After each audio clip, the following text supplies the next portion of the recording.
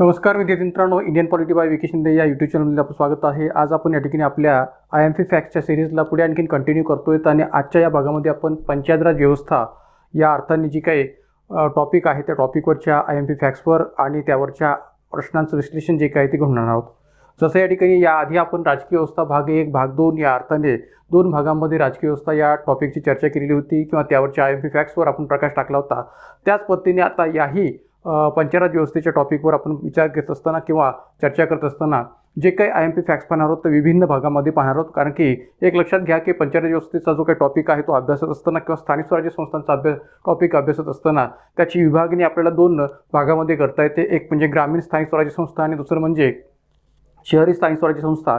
तर अशा या पातळीवर या ठिकाणी या 2 भागामध्ये आपण याची जी काही माहिती आहे ती पाहणार आहोत। पण भलेही आपण या ठिकाणी 2 भागामध्ये माहिती पाहणार असलो किंवा IMP फॅक्ट्स प्रकाश टाकणार असलो तरीसुद्धा या पंचायत राज व्यवस्था किंवा स्थानिक स्वराज्य संस्था याबाबतच्या ज्या काही व्हिडिओज असतील किंवा याबाबतचे जे काही लेक्चर्स आहेत ते आपल्याला या ठिकाणी 2 पेक्षा अधिक भागामध्ये पाहायचे आहेत। साधारणपणे 3 ते 4 भागामध्ये आपण या संबंध टॉपिकची जी काही चर्चा आहे ती करणार आहोत। आज आपण याचा पहिला भाग जो काय तो पाहणार आहोत, भाग 1। आणि यानंतर सुद्धा ग्रामीण पंचायत राज संस्था किंवा शहरी स्थानिक स्वराज्य संस्था या अनुषंगाने असणारे इतरही काही 2 ते 3 भाग आपण नंतर कंटिन्यू करणार आहोत।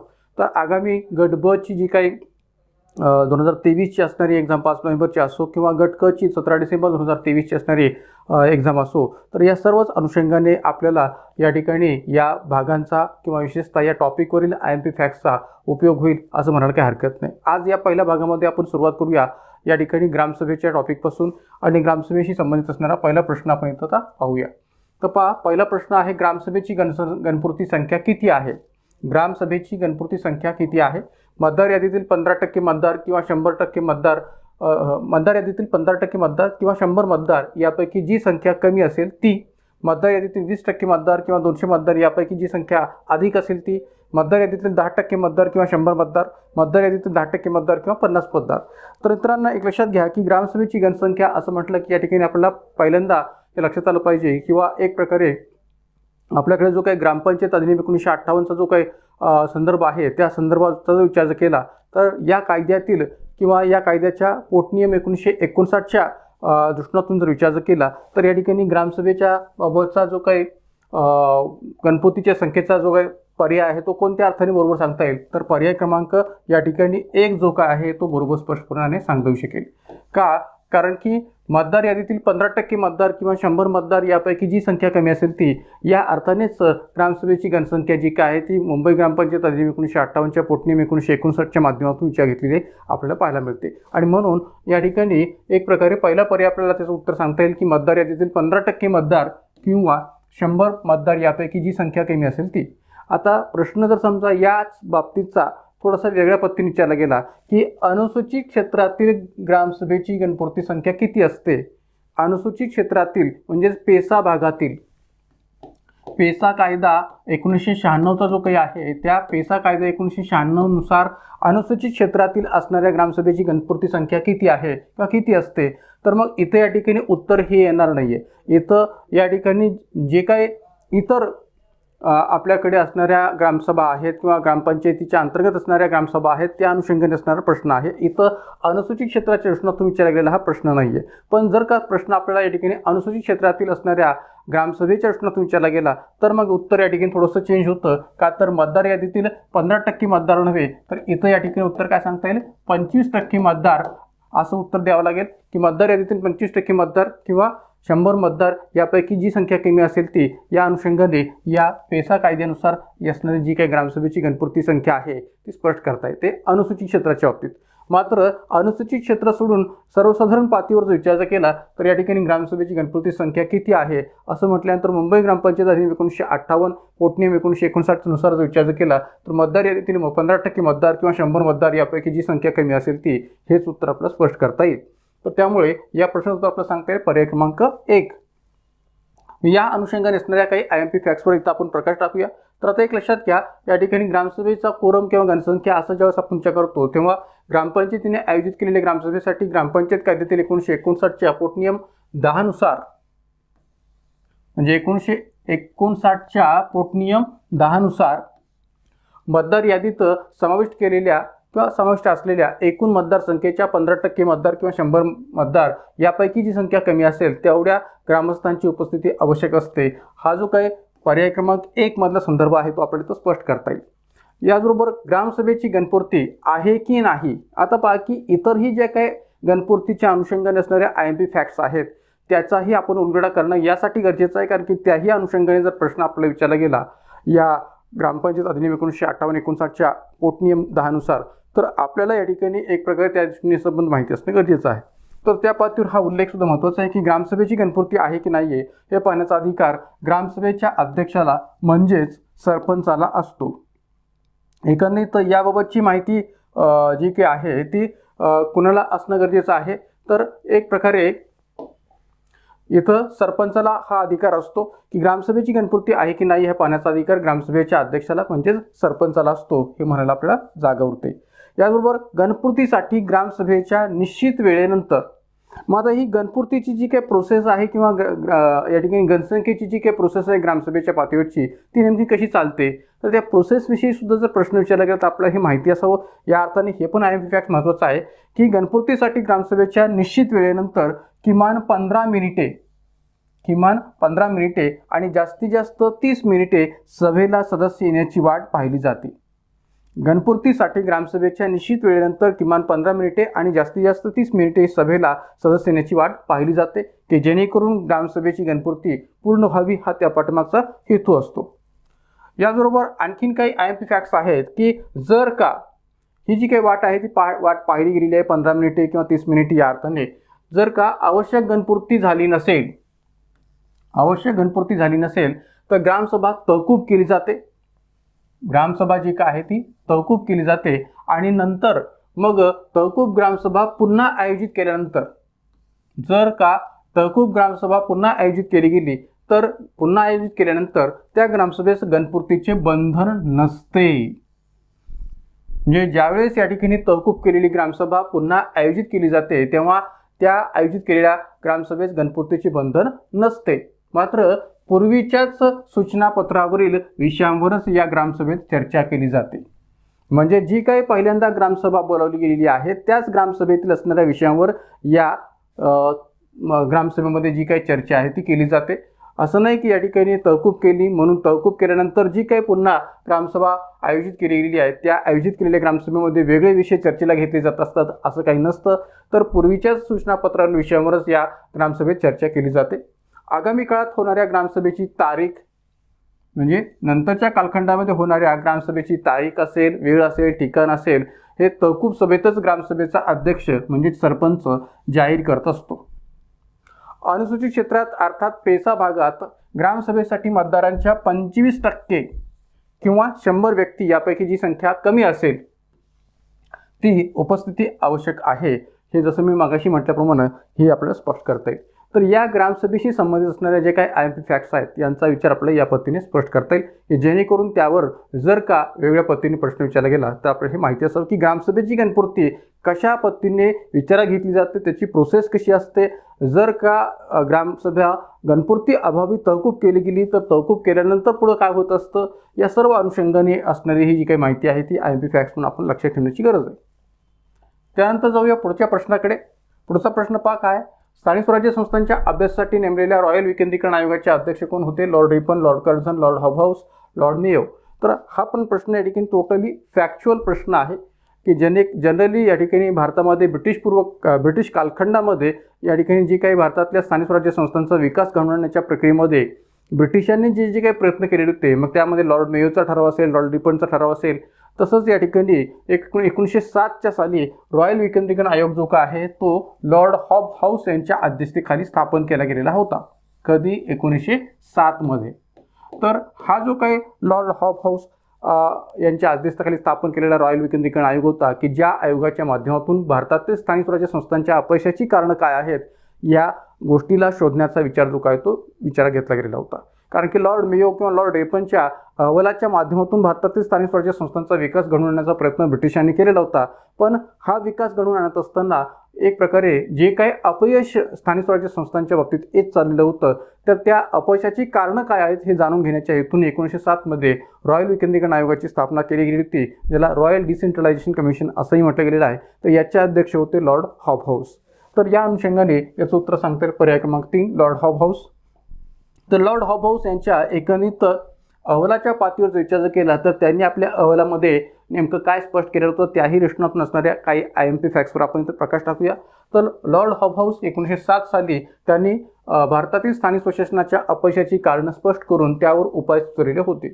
म्हणजे जे काही लॉर्ड मेयो किंवा लॉर्ड रेपनच्या कालखंडामध्ये भारतातील स्थानिक स्वराज्य संस्थांच्या विकासाच्या पातळीवर अहवाल सादर केले गेले होते, तर त्या अहवालाची अंमलबजावणी होऊन सुद्धा भारतातील स्थानिक स्वराज्य संस्थांची जी काही अपयशाची कारणं आहेत ती दिसून येत चाललेली होती. आणि अशा या अपयशाच्या रचनातून कोणते उपाय सुचवले गेले पाहिजेत या अर्थाने रॉयल विकेंद्रीकरण आयोगाने अनेक प्रकारच्या उपाययोजना सुचवलेल्या होत्या. तर त्या आधारावर या सर्व माहितीचा विचार आपल्याला करता येऊ शकेल की प्रत्येक खेड्यात ग्रामपंचायत स्थापन केली गेली पाहिजे असं आपल्या अहवालामध्ये लॉर्ड हॉबहाऊस यांनी स्पष्ट केलं होतं. त्याचबरोबर नागरिक क्षेत्रात नगरपालिकांची निर्मिती केली गेली पाहिजे. स्थानिक संस्थात अधिकाधिक निर्वाचित सदस्य असावेत. स्थानिक स्वराज्य संस्थांमध्ये अधिकाधिक निर्वाचित सदस्य असावेत व या सदस्यांना आपला पदाधिकारी निवडण्याचा अधिकार असावा. म्हणजे एक लक्षात घ्या की आज जसं आपल्याला स्वरूप पाहायला मिळतं की स्थानिक स्वराज्य संस्थांमध्ये असणाऱ्या सदस्यांची जी निवड आहे ती निवडणुकीद्वारे निर्वाचित पद्धतीने केली जाते आणि तेच निवडून आलेले सदस्य आपल्या पदाधिकाऱ्यांना निवडतात. म्हणजेच ग्रामपंचायतीच्या सरपंचाची असणारी जी काही निवड आहे ती याआधी म्हणजे महाराष्ट्रात आपल्याकडे आता सध्या सरपंचांची डायरेक्ट जनतेतून निवड होते, पण कधी काळी आपल्याकडे या ठिकाणी सरपंचांची ग्रामपंचायत सदस्यांकडून निवड व्हायची, किंबहुना या ठिकाणी पंचायत समिती सदस्यांच्या माध्यमातून पंचायत समिती सभापती उपसभापती यांची होणारी निवड असेल किंवा जिल्हा परिषद अध्यक्ष उपाध्यक्षांची होणारी एक प्रकारे त्यांच्याच सदस्यांच्या माध्यमातून होणारी निवड असेल. तर हे जे स्वरूप आहे ते स्वरूप या ठिकाणी असावं असं लॉर्ड हॉबहाऊस यांनी आपल्या अहवालामध्ये स्पष्ट केलेलं होतं. त्यामुळे स्थानिक स्वराज्य संस्थांत अधिकाधिक निर्वाचित सदस्य असावेत व सदस्यांना पदाधिकारी निवडण्याचा अधिकार असावा. स्थानिक संस्थांना त्यांच्या मर्यादित क्षेत्रात कर लावण्याचा अधिकार द्यावा. स्थानिक स्वराज्य संस्थांना त्यांच्या मर्यादित क्षेत्रामध्ये कर लावण्याचा अधिकार द्यावा की जेणेकरून त्यांना आर्थिक उत्पन्नाच्या पातळीवर स्वयंपूर्ण होता येऊ शकेल आणि स्थानिक संस्थांना आपल्या कर्मचाऱ्यावर नियंत्रणाचाही पूर्ण अधिकार असावा. तर अशा वेगवेगळ्या प्रकारच्या ज्या काही उपाययोजना किंवा शिफारशी आहेत त्या रॉयल विकेंद्रीकरण आयोगाच्या माध्यमातून लॉर्ड हॉबहाऊस यांच्याद्वारे सुचवल्या गेलेल्या होत्या. तर याही रचनातून असणारे हे जे काही संबंध IMP फॅक्ट्स आहेत ते आपण चांगल्या पद्धतीने लक्षात ठेवणं गरजेचं आहे. जाऊया पुढे. या ठिकाणी पुढचा प्रश्न, पंचायत समितीमध्ये महिलांसाठी आरक्षित असलेल्या सभापती पदावर निवडून आलेल्या महिला सभापतीच्या विरोधात अविश्वास प्रस्ताव मंजूर होण्यासाठी डॅश सदस्यांच्या पाठिंब्याची गरज असते. 1/2, 1/3, 2/3 आणि 3/4. तर एक लक्षात घ्या की महिला सभापतीच्या विरोधात असं म्हटलं गेलेलं आहे. तर जो काही आपल्याकडे महाराष्ट्र जिल्हा परिषद व पंचायत समिती अधिनियम 1961 जो आहे तर त्या एकंदरीत कायद्यातील कलम 72 नुसार महाराष्ट्र जिल्हा परिषद व पंचायत समिती अधिनियम 1961च्या कलम 72चा जर विचार केला तर कलम 72 नुसार या ठिकाणी या पंचायत समितीमध्ये महिलांसाठी आरक्षित असलेल्या सभापती विरुद्ध निवडून आलेल्या महिला सभापतीच्या विरोधात जर अविश्वास ठराव मंजूर करायचा असेल तर 3/4 म्हणजेच पर्याय क्रमांक 4 सदस्यांच्या पाठिंब्याची गरज असते किंवा त्या बहुमताने तो ठराव पास झाला पाहिजे, मंजूर झाला पाहिजे हे म्हणणं योग्य आहे. पुरुषांच्या बाबतीत जर विचार केला तर या ठिकाणी तोच संदर्भ आहे, तो 2/3 या पद्धतीने आपण विचार घेऊ शकतो. मात्र महिलांच्या बाबतीत या ठिकाणी हा अविश्वास ठराव 3/4ने पाठिंब्याने किंवा 3/4 सदस्यांच्या बहुमताने तो मंजूर झाला पाहिजे. तर या अर्थाने या ठिकाणी उत्तर आपलं सांगता येईल पर्याय क्रमांक 4. मग आता पहा की इथंही इतर काही IMP फॅक्ट्स आहेत की ज्या आपण या ठिकाणी विसरता कामा नयेत. तर जसं मी मगाशी म्हटल्याप्रमाणे महाराष्ट्र पंचायत समिती अधिनियम 1961च्या कलम 72 नुसार या पदावर निवडून आल्याच्या तारखेपासून या सभापती पदावर निवडून आलेल्या तारखेच्या पासून किमान 6 महिने किती 6 महिने पंचायत समिती सदस्यांना सभापती किंवा उपसभापतीवर अविश्वास ठराव दाखल करता येत नाही. तर आता पहा की याही पद्धतीने प्रश्न विचारला जाऊ शकतो की किती कालावधीपर्यंत निवडून आल्यानंतर निवडून आल्याच्या तारखेपासून या ठिकाणी हा अविश्वास ठराव दाखल करता येत नाही, तर तो किमान 6 महिने असं आपल्याला सांगता येईल. तर त्यामुळे अशाही प्रकारचा प्रश्न विचारला जाऊ शकेल. मात्र पंचायत समितीच्या एकूण सदस्यांपैकी किमान 1/3 सदस्यांना जिल्हाधिकाऱ्यांकडे अविश्वास ठरावाची विहित नमुन्यात मागणी करावी लागते. जर का या ठिकाणी पंचायत समितीच्या सभापती विरुद्ध अशा प्रकारचा अविश्वास ठराव मांडायचा असेल तर एकूण सदस्यांपैकी किमान 1/3 सदस्यांना जिल्हाधिकाऱ्यांकडे अविश्वास ठरावाची विहित नमुन्यात मागणी करावी लागते. हा ठराव दाखल झाल्यानंतर पंचायत समितीची विशेष सभा बोलावली जाते आणि जिल्हाधिकारी किंवा त्यांनी प्राधिकृत केलेला अधिकारी सभेचे अध्यक्षस्थान स्वीकारतो. तर यावर सुद्धा बऱ्याच वेळा आपल्याकडे प्रश्न विचारला जातो. त्यामुळे हाही IMP फॅक्ट लक्षात ठेवा की अशा प्रकारच्या अविश्वास ठरावाच्या अनुषंगाने जी काही विशेष सभा बोलवली जाते त्याचा अध्यक्ष कोण असतो, तो जिल्हाधिकारी किंवा त्यांनी प्राधिकृत केलेला अधिकारी हे सभेचे अध्यक्षस्थान स्वीकारतो. सभापती पुरुष असल्यास 2/3 बहुमताने आणि महिला असल्यास 3/4 बहुमताने या ठिकाणी अविश्वास ठराव मंजूर होणं अपेक्षित आहे, मंजूर व्हावा लागतो. आणि अविश्वास ठराव फेटाळला गेला तर अविश्वास ठराव फेटाळलेल्या तारखेपासून किमान 1 वर्ष पूर्ण होईपर्यंत सभापती उपसभापती यांच्यावर पुन्हा पंचायत समिती सदस्यांना अविश्वास ठराव दाखल करता येत नाही. म्हणजे या ज्या काही बाजू आहेत, कोणती पहिली ही IMP फॅक्ट्स ही आहे की साधारणपणे निवडून आल्याच्या तारखेपासून किमान 6 महिने त्यांच्या विरुद्ध अविश्वास ठराव मांडता येत नाही किंवा दाखल करता येत नाही. किती सदस्यांनी त्याबाबतचा एक प्रकारे विहित नमुन्यात मागणी करावी लागते, विशेष सभेचा अध्यक्ष कोण असतो, किती बहुमताने तो ठराव पास झाला पाहिजे, पुरुष असल्यास महिला असल्यास, आणि त्याचबरोबर अविश्वास ठराव फेटाळला गेल्यास फेटाळलेल्या तारखेपासून किमान 1 वर्ष पूर्ण होईपर्यंत त्या सभापती उपसभापतीवर पुन्हा पंचायत समिती सदस्यांना अविश्वास ठराव दाखल करता येत नाही. तर ह्या सगळ्या IMP फॅक्ट्सला आपण या ठिकाणी लक्षात ठेवा या प्रश्नाच्या अनुषंगाने, कारण की याही दृष्टीने आयोगाकडून प्रश्न वेळोवेळा विचारलेले आहेत. जाऊया पुढच्या प्रश्नाकडे. जिल्हा दंडाधिकारीची कार्ये डॅश आहेत. SDO किंवा तहसीलदारांच्या महसुली निर्णयांविरुद्धच्या याचिकांची सुनावणी करणे, शासनाला वार्षिक फौजदारी अहवाल सादर करणे, जिल्ह्यातील निवडणूक कार्यांवर नियंत्रण व परीक्षण करणे, फौजदारी खटल्यांच्या याचिकांची सुनावणी करणे. पर्याय उत्तरे ABC, ABD, ACD वरील सर्व. आता पहा की हा जो काही प्रश्न आहे तो जिल्हा प्रशासनाशी संबंधित प्रश्न आहे. जिल्हा प्रशासन, मी जिल्हा परिषद म्हणत नाही, जिल्हा प्रशासन म्हणतोय, कारण की जिल्हा परिषद हा स्थानिक स्वराज्य संस्थांमध्ये येणारा भाग आहे. जिल्हा प्रशासन हा प्रशासकीय पातळीवर एक वेगळा भाग आहे, वेगळा घटक आहे. जिल्हाधिकाऱ्याच्या नेतृत्वाखाली चालणारं संपूर्ण जिल्हा प्रशासन आहे. किंबहुना जिल्हा प्रशासनाच्या माध्यमातून संबंधित स्थानिक स्वराज्य संस्थांवर जिल्हाधिकारी नियंत्रण ठेवता येतं. त्यामुळे इथं जिल्हा प्रशासनाच्या अनुषंगाने असणारा हा प्रश्न आहे असं म्हणायला काही हरकत नाही.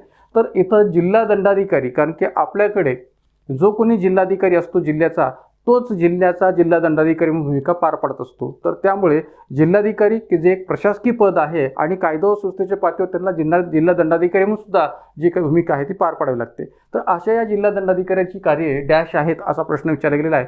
तर एकंदरीत या पर्यायांचा जर विचार केला की SDO किंवा तहसीलदारांच्या महसुली निर्णयाविरुद्धच्या याचिकांची सुनावणी करणे. आता पहा की इथं महसुली असा शब्द वापरला गेला असल्यामुळे याचा संबंध कायदा व सुव्यवस्थेशी जोडता येत नाही. या सदराखाली आपण या ठिकाणी त्याला जिल्हा दंडाधिकारी याच्या बाबतच्या कार्यामध्ये मोडू शकत नाही असं आपण विचारात घेऊ शकतो, पण तसं नाहीये.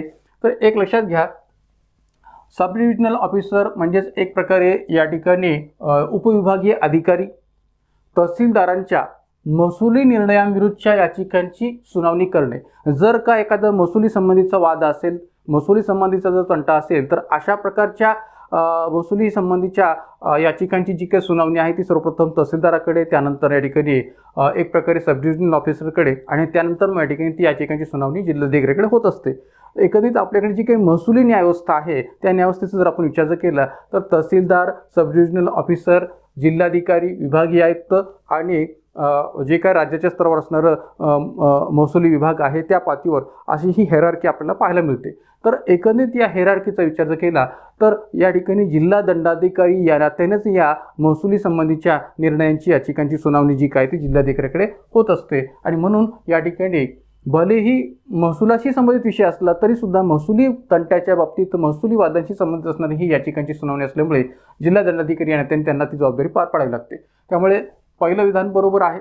शासनाला वार्षिक फौजदारी अहवाल सादर करणे, कारण की फौजदारीशी संबंधित काम असल्यामुळे आणि त्याचा संबंध कायदा व सुव्यवस्थेशी जोडला गेलेला असल्यामुळे हेही विधान बरोबर आहे जिल्हा दंडाधिकारी या नात्याने. जिल्ह्यातील निवडणूक कार्यावर नियंत्रण व परीक्षण करणे, कारण की निवडणूक कार्याच्या अंतर्गत कायदा व सुव्यवस्था हाही प्रश्न खूप महत्त्वाचा असतो आणि त्या दृष्टीने असणारं नियंत्रण व परीक्षण करणं हेही जिल्हा दंडाधिकारी या त्यांचं कार्य असतं. त्यामुळे सी पण विधान बरोबर आहे. आणि फौजदारी खटल्याच्या याचिकांची सुनावणी करणे हे पण या ठिकाणी बरोबर आहे, कारण की इथं फौजदारी खटल्यांच्या बाबतच्या दृष्टीतून जो संबंध आहे तो कायदा व सुव्यवस्थेशी जोडला जातो आणि म्हणून या ठिकाणी याही दृष्टीतून हे कार्य जे काही ते जिल्हा दंडाधिकारी यांनी स्पष्ट करता येतं. तर या सर्व पातळीवर जर विचार केला तर या ठिकाणी हे संबंध कार्य जिल्हा दंडाधिकारीची कार्य म्हणून आपल्याला स्पष्ट करता येतील. या अनुषंगाने उत्तर आहे वरील सर्व. मग आता पहा की एकंदरीत जिल्हाधिकाऱ्याच्या बाबतची जेव्हा आपण चर्चा करतो तेव्हा जिल्हाधिकारी किंवा जिल्हा दंडाधिकारी यांचे असणारे संबंध जी काही अधिकार व कार्य आहे ती किमान पातळीवर आपल्याला माहिती असली पाहिजे, कारण की बऱ्याच वेळा आपल्याला जिल्हाधिकाऱ्याच्या अधिकार व कार्याविषयी सुद्धा प्रश्न आयोगाकडून विचारला गेलेला आहे. तर अशा वेळेस जिल्हाधिकाऱ्याची प्रशासकीय अधिकारी म्हणून कार्य कोणती आहेत, जिल्हा दंडाधिकारी म्हणून कार्य कोणती आहेत, जिल्हा निवडणूक अधिकारी म्हणून कोणती कार्य आहेत, किंवा इतर पातळीवरची जी काही त्याची आपत्ती कालखंडातली असणारी भूमिका असेल, तर अशा वेगवेगळ्या दृष्टीतून असणारी त्याची जी काही भूमिका आहे किंवा अधिकार व कार्य आहेत याचीही माहिती असणं गरजेचं आहे. तर त्याही अनुषंगाने प्रश्न विचारले तर आपल्याला ते माहिती असणं आवश्यक आहे. तर त्या अर्थाने काही IMP फॅक्ट्सवर पुढे प्रकाश टाकूया की जिल्हाधिकारी पदास पुढील या ठिकाणी कार्य करावी लागतात की ज्यामध्ये जिल्ह्यातील महसुली अधिकारी व कर्मचाऱ्यावर नियंत्रण ठेवणे, त्यांना मार्गदर्शन करणे, त्यांच्यात समन्वय ठेवणे. तर हे महसूल विषयक असणारं त्यांचं कार्य शुद्ध अर्थाने स्पष्ट करता येईल. जिल्ह्यातील जमीन महसूल, पाटबंधारे महसूल व इतर स्वरूपाच्या महसूल वसूल करणे हेही त्यांच्या महसूल विषयक कार्याचा भाग म्हणून सांगता येऊ शकेल. जिल्ह्यातील जमिनीबाबतचे सर्व लँड रेकॉर्ड्स सुरक्षित ठेवणे हेही महसूल विषयक कार्याचा भाग म्हणून सांगता येऊ शकेल. मित्रांनो, एक लक्षात घ्या की भारतामध्ये जिल्हाधिकारी पद जे काही निर्माण केलं गेलं होतं त्यावेळेस त्याची मुख्य जबाबदारी दोनच विचार घेतले गेले होते. म्हणजे जेव्हा आपल्याकडे ब्रिटिश कालखंडामध्ये जिल्हाधिकारी पदाची सर्वप्रथम निर्मिती झाली तेव्हा त्याच्याकडे कायदा व सुव्यवस्था आणि महसूल प्रशासन या अनुषंगाने जी काही जबाबदारी आहे ती सोपवली गेली होती. त्याच अर्थाने आजही ती जबाबदारी ते प्रकर्षाने पार पाडतात. त्यामुळे त्यांची अधिकाधिक कार्य महसूल प्रशासन आणि कायदा व सुव्यवस्थेशी आहेत असं म्हणायला काही हरकत नाही. त्यानंतर नैसर्गिक आपत्ती काळात जमीन महसुलाच्या निर्णयांची अंमलबजावणी करणे. राज्य शासनाकडून जर या ठिकाणी अशा प्रकारचा निर्णय घेतला गेलेला असेल की आपत्ती कालखंडाच्या मुळे किंवा आपत्तीच्या समस्येमुळे जमीन महसूल माफ करण्यात यावा, तर त्या राज्य शासनाकडून घेतलेल्या निर्णयाची अंमलबजावणी करण्याची जबाबदारी सुद्धा जिल्हाधिकाऱ्यांवर असते. केंद्र राज्य शासनाच्या विभिन्न धोरणांची अंमलबजावणी करणे, कारण की जिल्हा प्रशासन हे केंद्र आणि घटक राज्य शासन यांच्यामध्ये समन्वय साधणारा एक महत्त्वपूर्ण असा दुवा आहे. त्यामुळे केंद्र आणि राज्य शासनाच्या विभिन्न योजनांची, विभिन्न धोरणांची अंमलबजावणी करण्याची जबाबदारी जिल्हा प्रशासनावर असते.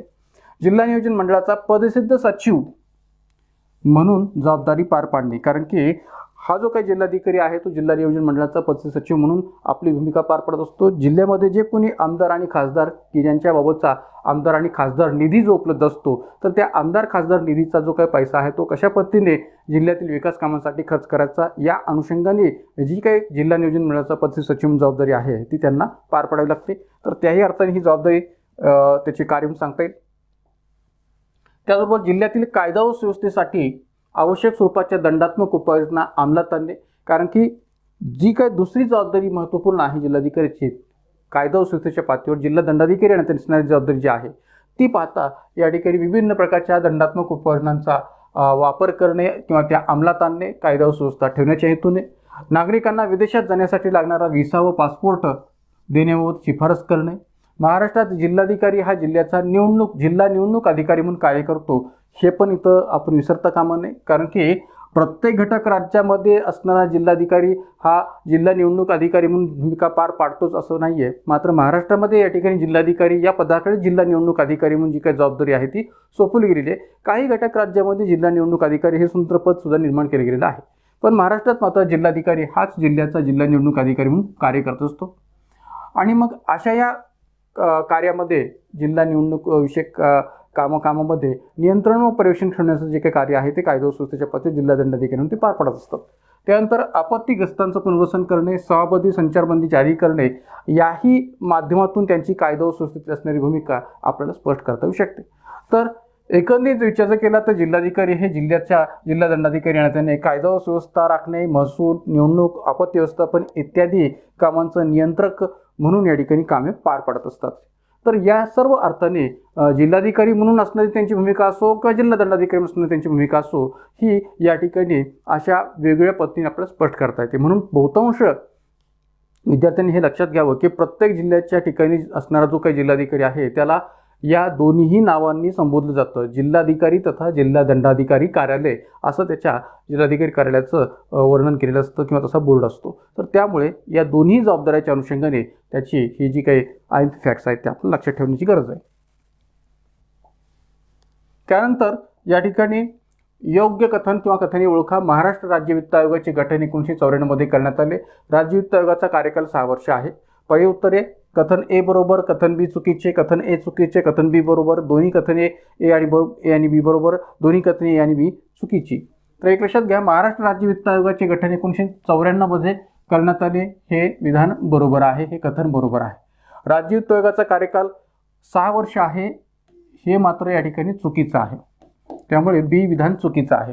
तर आता एक लक्षात घ्या की महाराष्ट्र राज्य वित्त आयोगाचे गठन 1994 मध्ये करण्यात आले, हे म्हणणं का बरोबर आहे. तर आपल्याकडे जी काही 73वी घटनावस्ती 1993ला या ठिकाणी संपन्न झाली आणि 73व्या घटनावस्तीतील कलम 243 च्या तरतुदीचा विचार करता, कलम 243 मधील तरतुदीचा विचार करता या राज्य वित्त आयोगाची जी काही तरतूद आहे ती कलम 243 मध्ये 73व्या घटनेनुसार विचार घेतली गेलेली आहे की ज्या काही या ठिकाणी सर्व घटक राज्यातल्या असणाऱ्या ज्या काही स्थानिक स्वराज्य संस्था किंवा पंचराज संस्था आहेत त्या पंचराज संस्थांच्या पातळीवर आर्थिक संसाधने पुरवण्याच्या हेतूने आणि त्यांची आर्थिक स्थिती सुधारण्याच्या हेतूने या राज्य वित्त आयोगाची निर्मिती आपल्याकडे कलम 243 द्वारे 73व्या घटनावस्तीच्या माध्यमातून केली गेली.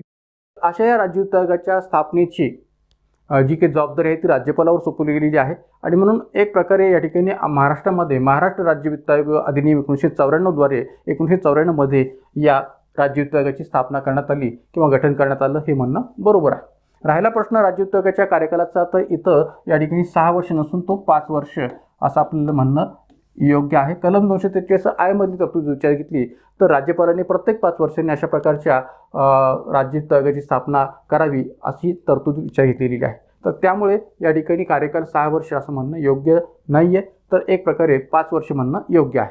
तर या अनुषंगाने उत्तर आपल्याला काय सांगता येईल की कथन ए बरोबर मात्र बी चुकीचे. कथन ए बरोबर, कथन बी चुकीचे. पर्याय क्रमांक 1 हे उत्तर आपल्याला स्पष्ट करता येईल. याही अनुषंगाने जे काही IMP फॅक्ट्स आहेत त्याच्यावर आपण प्रकाश टाकूया. मग आता पहा, राज्य वित्त आयोगाची तरतूद कलम 243 प्रत्येक घटक राज्यासाठी राज्य वित्त आयोगाच्या स्थापनेची जबाबदारी राज्यपालावर सोपवलेली आहे. कारण की ही जी काही 73वी घटनावस्ती आहे ती प्रत्येक घटक राज्याच्या अनुषंगाने विचार घेतली गेली होती.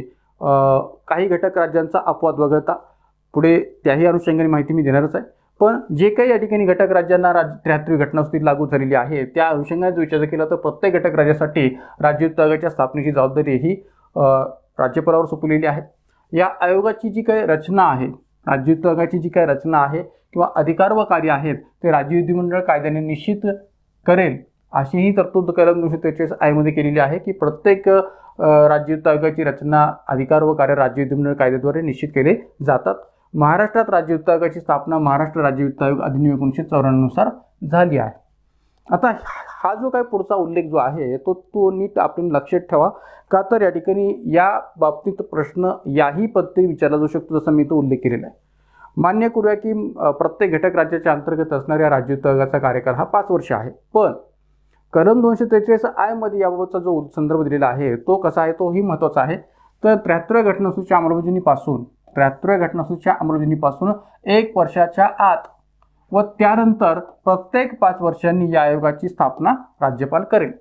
तर हा पण महत्त्वाचा घटक आहे की 73व्या घटनावस्तीच्या अंमलबजावणीपासून 1 वर्षांच्या आत व त्यानंतर प्रत्येक 5 वर्षांनी या आयोगाची स्थापना राज्यपाल करेल.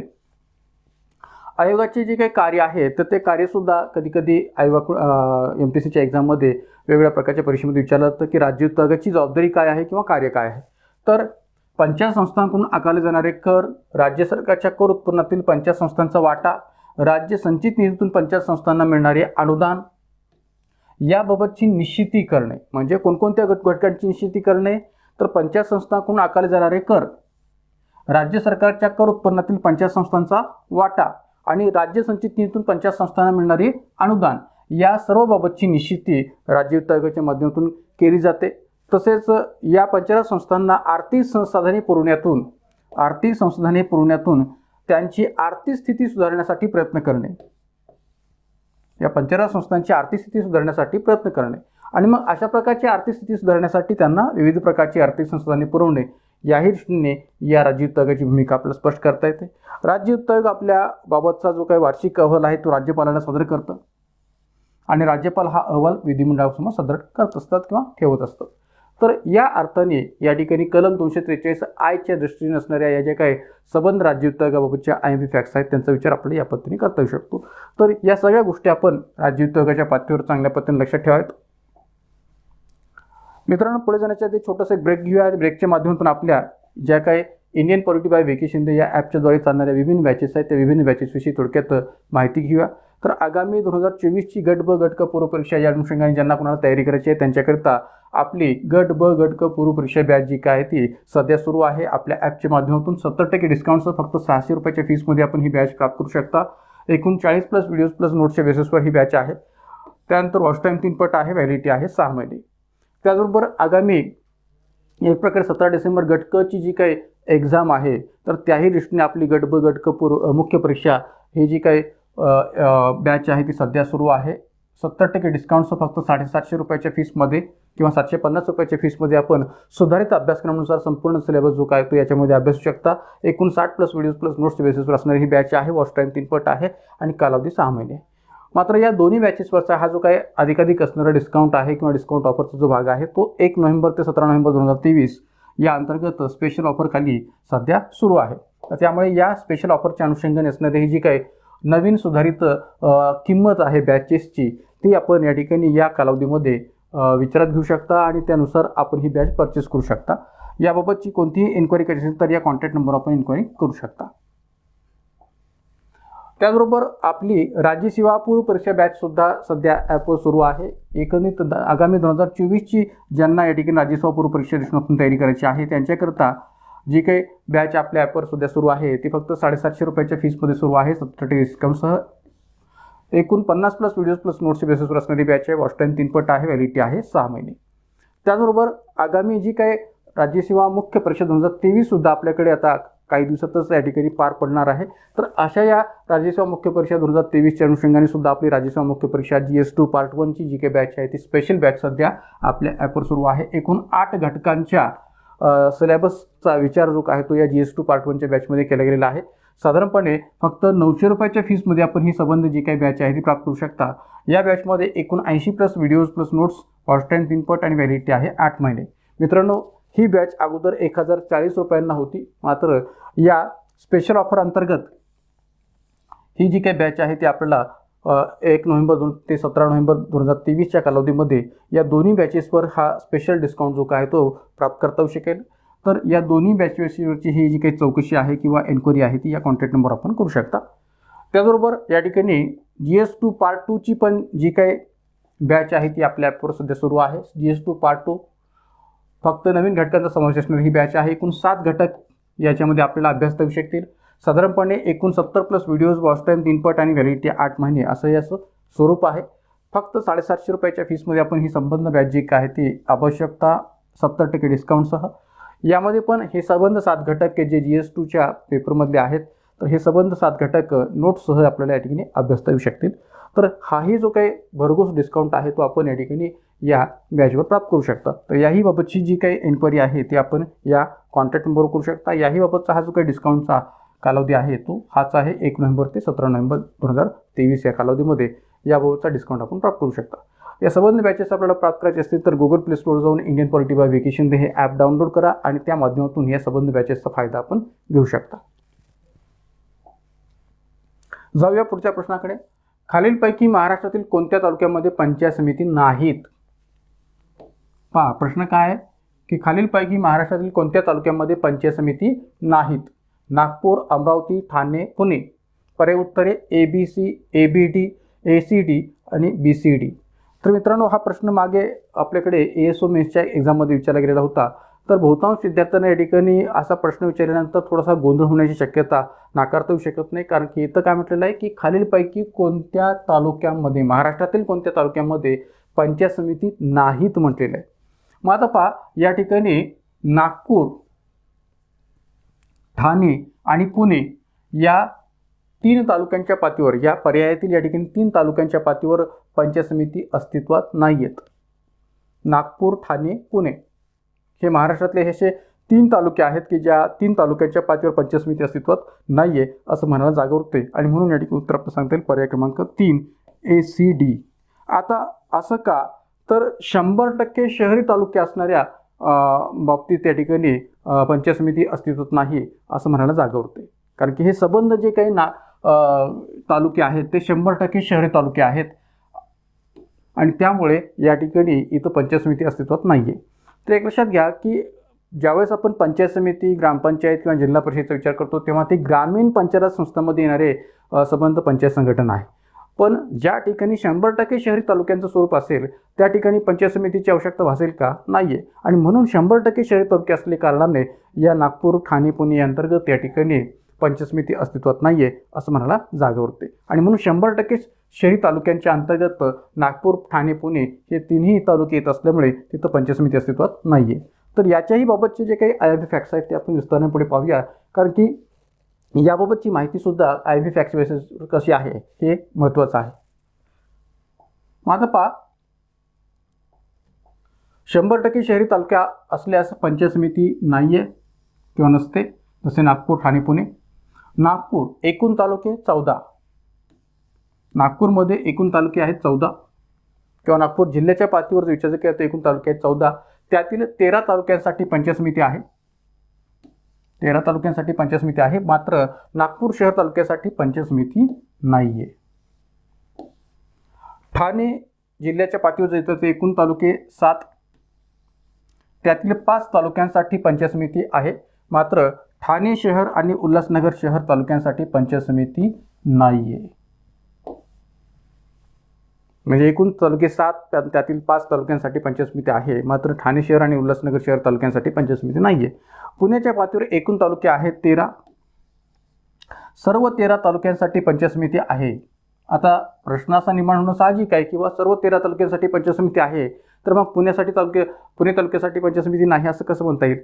तर एक लक्षात घ्या की भलेही पुणे जिल्ह्याच्या अंतर्गत सर्व तालुक्यांसाठी 13 तालुक्यांसाठी पंचायत समिती आहे असं म्हटलं असलं तरी पुणे शहराच्या अनुषंगाने असणाऱ्या तालुक्यासाठी पंचायत समिती नाही आहे. का तर इथं पुण्याकरता पंचायत समिती नाही, पण हवेली तालुक्याची पंचायत समिती आहे. हवेली नावाचा जो काही तालुका आहे तो पुणे शहराच्या दृष्टिकोनातून या ठिकाणी विचार घेतला होतो. तर अशा या हवेली तालुक्यासाठी पंचायत समिती आहे, मात्र पुणे तालुक्यासाठी पंचायत समिती नाही आहे. तर या अर्थाने या ठिकाणी इथं उत्तर आपलं सांगता येईल ठाणे, नागपूर, ठाणे आणि पुणे. तर हे जे काही संबंध IMP फॅक्ट्स आहेत ते सुद्धा आपण चांगल्या पद्धतीने व्यवस्थित पद्धतीने लक्षात ठेवावेत. जाऊया पुढच्या प्रश्नाकडे. खालीलपैकी कोणत्या समितीने द्विस्तरीय पंचायत राज संस्था सुचवली? बलवंतराव मेहता समिती, अशोक मेहता समिती, वसंतराव नाईक समिती, डॉक्टर LM सिंघवी समिती.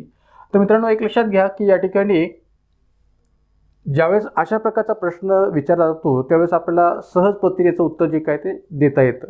का तर आपल्याला या ठिकाणी कोणत्या समितीने कोणत्या प्रकारची शिफारस केली होती आणि त्या शिफारशीच्या आधारावर या ठिकाणी कशा प्रकारच्या पंचायत व्यवस्थेची शिफारस केली होती हे सहसा माहिती असतं. आणि बऱ्याच वेळा वाटतं की विद्यार्थ्यांना या ठिकाणी अशा प्रकारचा सोपा प्रश्न का मी सांगतोय. तर मित्रांनो एक लक्षात घ्या की भले आपल्याला या ठिकाणी पंचायत व्यवस्थेच्या संबंधित असणाऱ्या संबंध समितींच्या संबंध शिफारशी माहितीही असतील किंवा बऱ्याच वेळा काही विद्यार्थ्यांना अशा प्रकारच्या जे काही शिफारशी आहेत त्या सर्व अर्थाने सर्वच दृष्टिकोनातून माहिती असतातच असं नाही आहे. आता जर का इथं असा प्रश्न विचारला गेला किंवा इथं उत्तर तर आपल्याला सांगता येईल किंवा अशोक मेहता समिती की ज्या अशोक मेहता समितीने आपल्याकडे पंचायत व्यवस्थेच्या पातळीवर द्विस्तरीय पंचायत व्यवस्था सुचवलेली होती. बलवंतराव मेहता समितीने त्रिस्तरीय पंचायत व्यवस्था सुचवलेली होती. तर एकंदरीत विचार जर केला तर या ठिकाणी ग्रामपंचायत, पंचायत समिती आणि जिल्हा परिषद अशी त्रिस्तरीय पंचायत व्यवस्था बलवंतराव मेहता समितीने सुचवलेली होती 1957 मध्ये. आणि एक प्रकारे या ठिकाणी जर विचार केला तर अशोक मेहता समितीने द्विस्तरीय पंचायत व्यवस्थेचा विचार जो काय तो आपल्या अहवालामध्ये किंवा शिफारशीमध्ये मांडला होता. पण बहुतांश विद्यार्थ्यांना जेव्हा मी हा प्रश्न करतो की अशोक मेहता समितीने कोणत्या 2 स्तरीय पंचायत व्यवस्थेची भूमिका मांडली होती किंवा कोणत्या 2 पंचायत व्यवस्थेचा द्विस्तरीय पंचायत व्यवस्थेचा उल्लेख केला होता. तर बहुतांश विद्यार्थ्यांकडून उत्तर येतं ते म्हणजे जिल्हा परिषद आणि ग्रामपंचायत. तर मित्रांनो एक लक्षात घ्या की इथं जिल्हा परिषद आणि ग्रामपंचायत असं उत्तर नसून जिल्हा परिषद आणि मंडळ समिती किंवा मंडळ पंचायत असं उत्तर योग्य आहे. कारण की बहुतांश विद्यार्थ्यांना जो दुसरा स्तर आहे तो ग्रामपंचायत असं वाटतं, पण तिथं ग्रामपंचायत असा उल्लेख नसून तो मंडळ पंचायत किंवा मंडळ समिती असा उल्लेख आहे. तर त्यामुळे या ठिकाणी ही जी काही आपली गफलत होते ती गफलत होऊ नये याकरता या ठिकाणी आपण जाणीवपूर्वक या सगळ्या शिफारशी जे काय ते योग्य पद्धतीने वाचल्या पाहिजेत, लक्षात ठेवल्या पाहिजेत. विशेष म्हणजे मी वारंवार याच्या आधीसुद्धा पंचायत व्यवस्थेसंबंधीच्या अनेक व्हिडिओजमध्ये हे स्पष्ट करून सांगितलं आहे की भारतातल्या ज्या काही पंचायत व्यवस्थेच्या संबंधित ज्या काही समित्या स्थापन झालेल्या होत्या, मग ती बलवंतराव मेहता समिती असो, अशोक मेहता समिती असो, जी.व्ही.के. राव समिती असो, एल.एम. सिंघवी समिती असो, पी.के. थुंगन समिती असो किंवा महाराष्ट्रातली वसंतराव नाईक समिती असो किंवा प्राचार्य पी.बी. पाटील समिती असो, भंगीरवार समिती असो, या सगळ्या समित्यांचा तुलनात्मक पातळीवर अभ्यास करा. त्या सगळ्या समित्यांच्या शिफारशी तुलनात्मक पातळीवर आपण जर अभ्यासल्या तर त्याचा आपल्याला अधिकाधिक फायदा होऊ शकतो की बलवंतराव मेहता समिती अशा कोणत्या शिफारशी आहेत की ज्या वसंतराव नाईक समितीने नाकारल्या होत्या. जर का आपल्याला हे तुलनात्मक पद्धतीने जर आपण अभ्यासलं तर आपल्याला त्या आधारित असणाऱ्या प्रश्नांची उत्तरसुद्धा सहज पद्धतीने सोडवता येऊ शकतील. का तर या आधी आयोगाने या तुलनात्मक पद्धतीने शिफारशीसुद्धा विचारलेल्या आहेत की बलवंतराव मेहता समितीच्या अशा कोणत्या शिफारशी आहेत की ज्या वसंतराव नाईक समितीने नाकारल्या होत्या किंवा बलवंतराव मेहता समिती आणि अशोक मेहता समिती यांच्या शिफारशीमध्ये नेमका काय फरक आहे, अशा जे काही तुलनात्मक प्रश्न आहेत ते सुद्धा आयोगाने विचारलेले आहेत. तर त्यामुळे आपल्याला भलेही शिफारशी माहिती असोत अथवा नसोत आपण या ठिकाणी त्या प्रत्येक शिफारशींचा सखोल पद्धतीने अभ्यास करणं अपेक्षित आहे की जेणेकरून आपल्याला त्या बाबतीत असणारी कोणतीही चूक होऊ नये. तर इथं आपलं उत्तर काय सांगता येईल किंवा दुसरी पंचायत व्यवस्थेची सुचण्याची जी भूमिका आहे ती अशोक मेहता समितीने 1977च्या पातळीवर या ठिकाणी स्थापन झालेली समिती या अर्थाने अशोक मेहता समिती हे उत्तर आपलं स्पष्ट करता येईल. तर याही दृष्टीने जे काही IMP फॅक्ट्स आहेत ते आपण या पातळीवर लक्षात ठेवावेत. आता बाकी या संबंध बाबतीत सगळ्या गोष्टी ज्या महत्त्वाच्या आहेत या प्रत्येक बाबतीत आयोगाने प्रश्न विचारलेले याआधीसुद्धा.